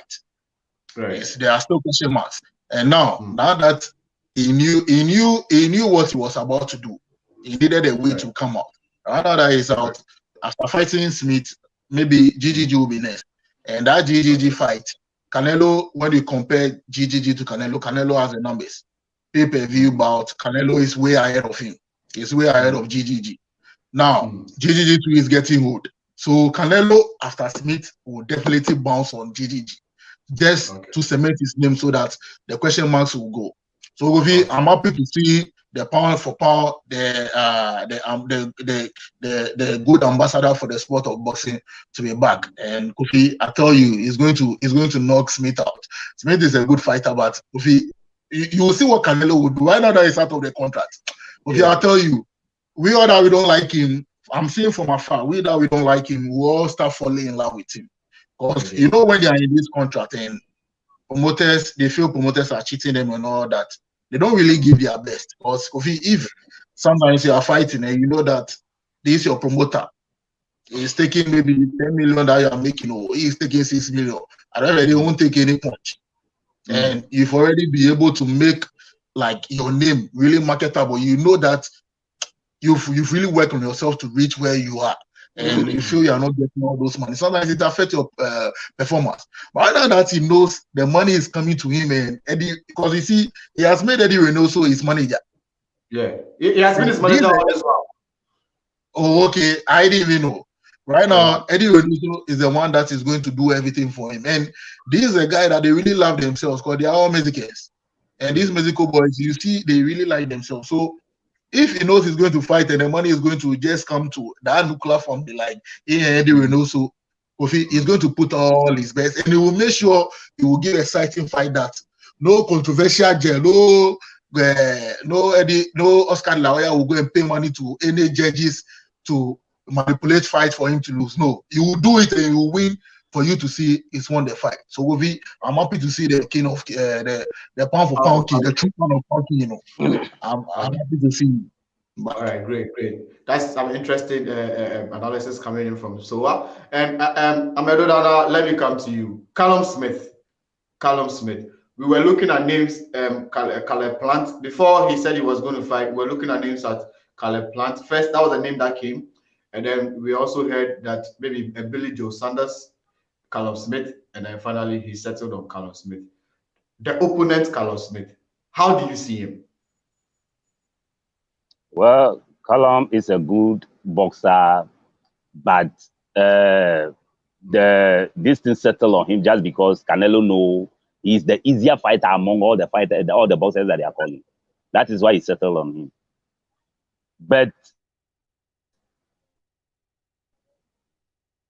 I believe strongly he will win that fight.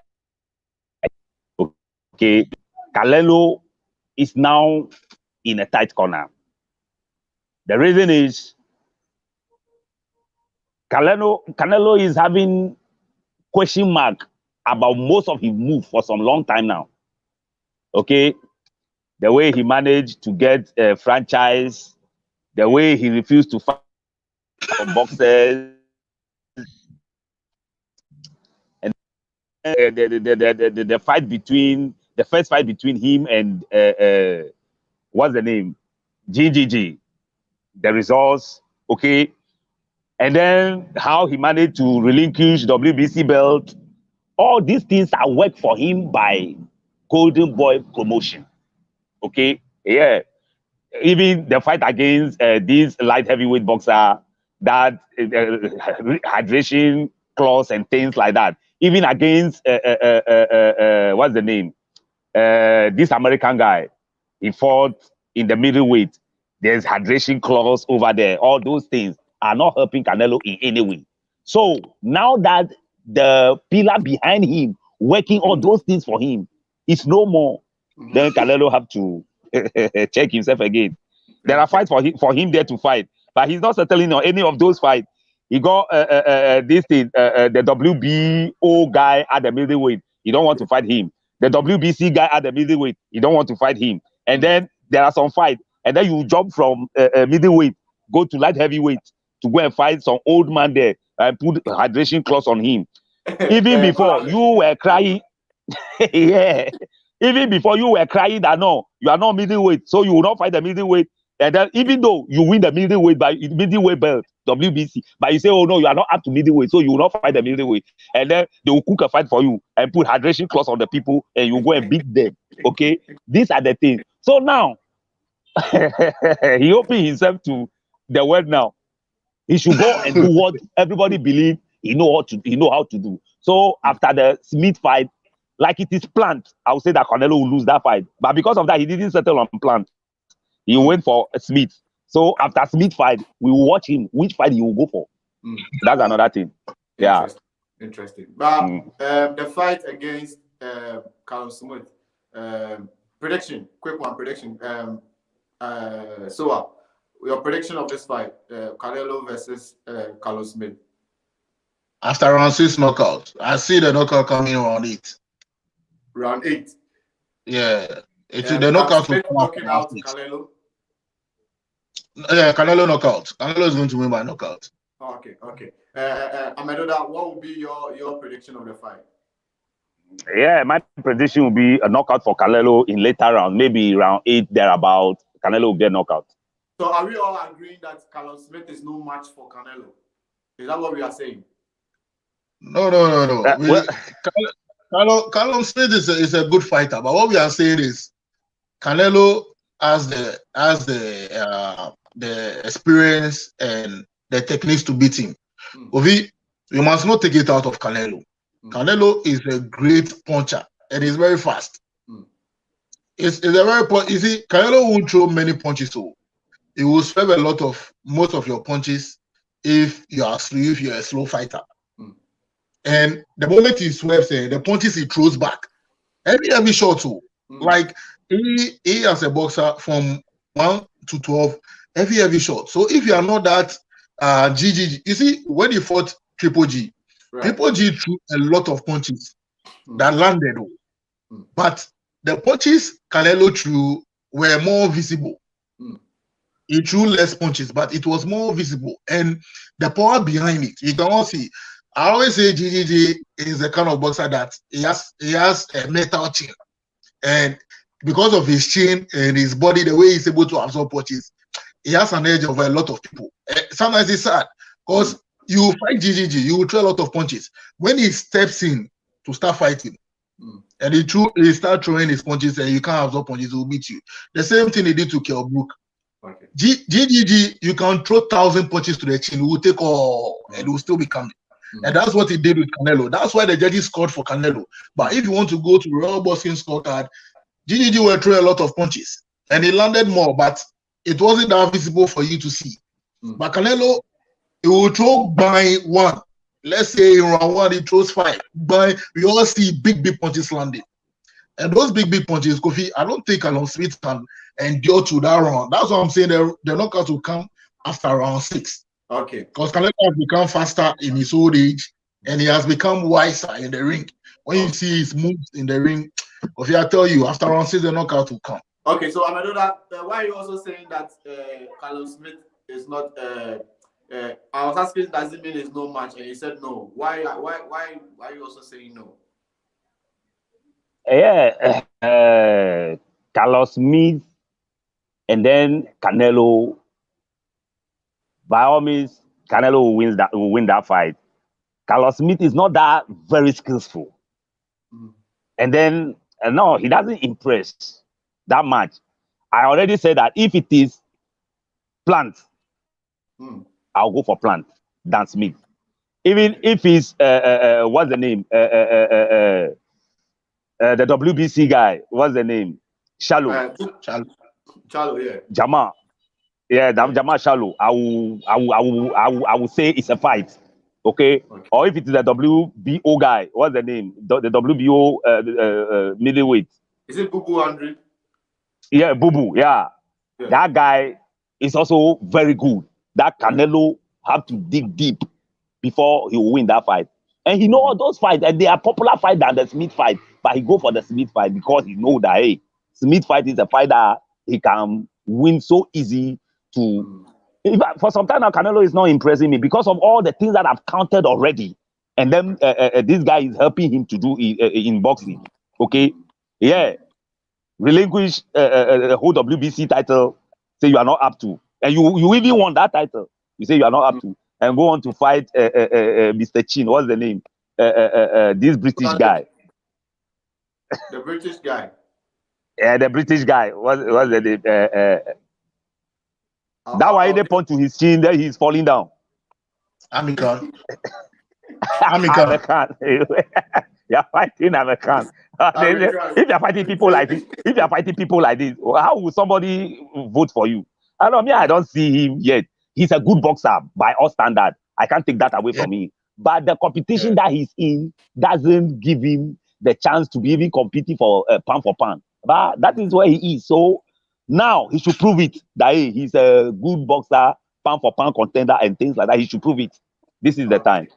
But for this fight, he will win by knockout, I believe. All right. Okay. So this is the time for Canelo to step up to show that he's the real pound for pound king. And another opportunity for him to make more cash. He'll be working and smiling to the bank.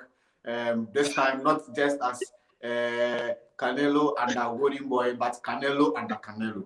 So it is a lot of money coming in for him, and then Eddie Reynoso, and maybe he'll be able to expand and do more of the charity work. Because Canelo is one of the guys that have been doing a lot of charity work behind the scenes. So we just hope that he'll be able to continue with that. And he's very charitable, gives his money to charity, just like we see with Manny Pacquiao. But, because Mexicans have a lot of boxers, regardless of what he does, somebody else is also that will also be doing the same thing. So it wouldn't be like so much of a big deal. But if Canelo is coming to Ghana and giving us maybe $1 million and tell us that we should do our boxing well, it will do well. So maybe you should look at Africa. Exactly. That was good idea for come. Yeah, they have to come. They have to come. They should come so that we can make the next, Canelo 2 from here. It is possible. Sometimes when I take my phone and I look at some parts of Africa and the boxers, people sending me messages that they want to become boxers and they send you their videos and you see what they are doing, you go like, man, if these guys were to be in Texas or some New York be where the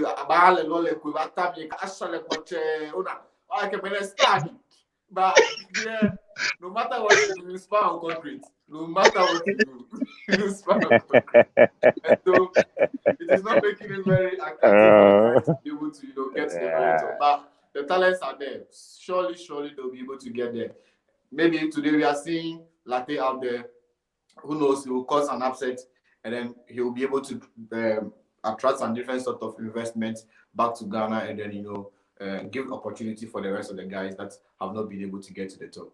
Guys, is there any topic that we are supposed to talk that we haven't spoken about, or we should wait for the fight over the weekend? Then we can come back here and talk some more. Yeah, I think we should wait for the fight over the weekend. Okay, so God willing, Saturday, Lartey is going to fight. It will be live on Sky Sport. So I'm sure maybe DSTV will show that fight because I know Sky Sport and DSTV, they do some of those things. If it doesn't happen, definitely the link will come up, and so we'll share for friends and family to also watch it. And yes, hopefully this time Fabio can go down, and of course maybe without Partey, without Lartey, therefore we won't see any party.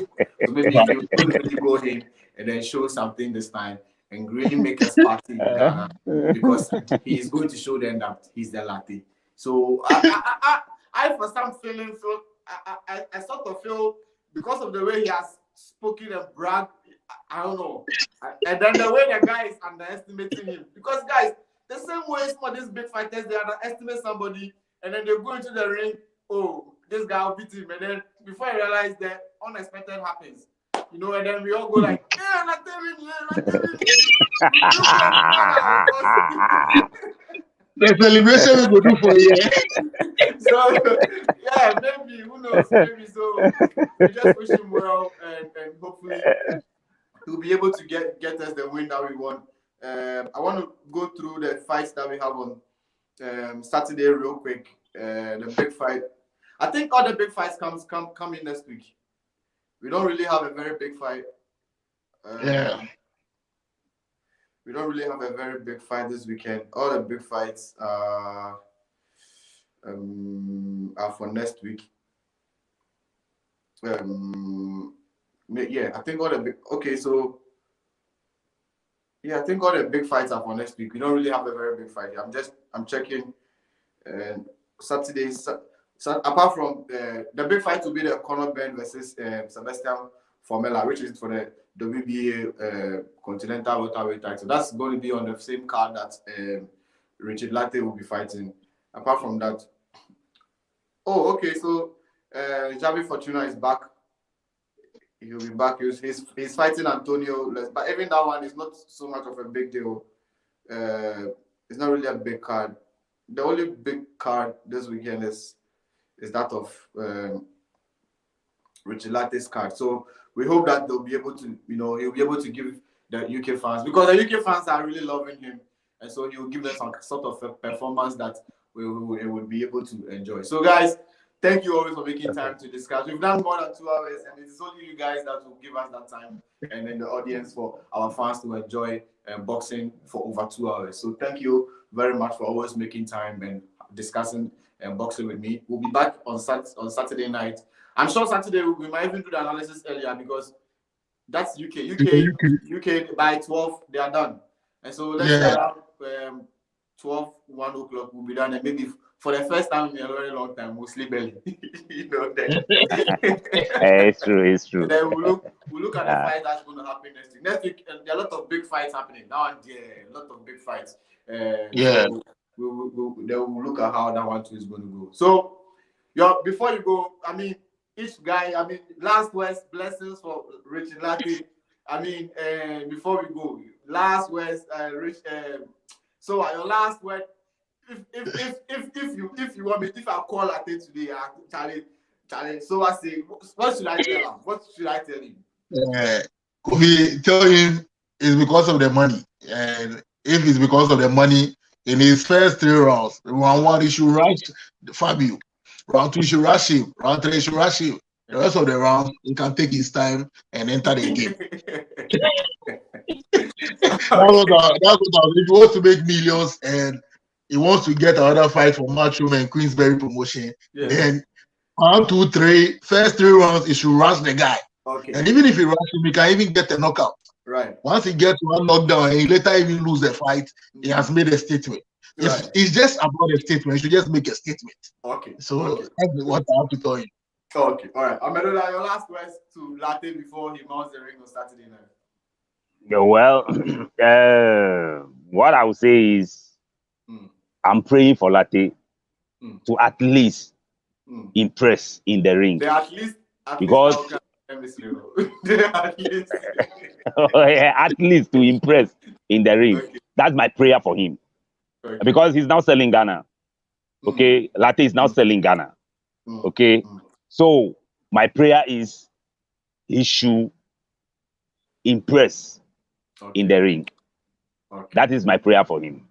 Okay. Yeah, I believe strongly that if he impresses, he will continue to get fights, and then maybe one day he might win a fight in UK. Okay. Yeah, so I'm praying. I'm praying for him. He should impress. Yeah, so,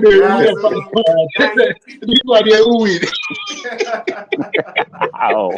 guys, I'm very excited for your time. And you always, you guys don't know how. I mean, it means a lot to Kboxtv followers that you always make time to be here to discuss boxing with me. Thank you so much. We'll be back here on Saturday night, and of course, I'll tell Lartey that he should try and cross round 3, and I'll try and tell Lartey that he should at least do something to continue sending Ghana's name out there before he mounts the ring on Saturday night. So, guys, thank you very much, and hope to catch you guys on Saturday night, and we discuss the rest of things happening.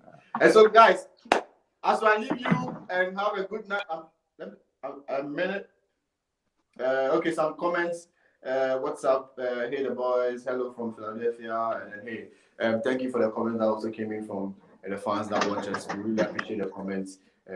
We'll be back here Saturday night to discuss the matchroom event and how it's going to go. And of course, next week Thursday, we'll also be here again to discuss the amazing cards that are happening in the weekend fight. And so, guys, I leave all the fans and our Kboxtv fans with something from Lartey. That's no party, no Lartey. Until then, see you, God willing, Saturday night. Bye. Your favorite boxer that you've been supporting since a year ago, and he's back with a different lifestyle, with a different face look on a matchroom promotion. And this time we say no Lartey, no party. You know, Party has been doing it in the Premiership. The same applies to Lartey, coming to do it in the matchroom promotion, which is coming on live on matchroom promotion on 21st of November. And come, sit behind your television and watch No Lartey, No Party.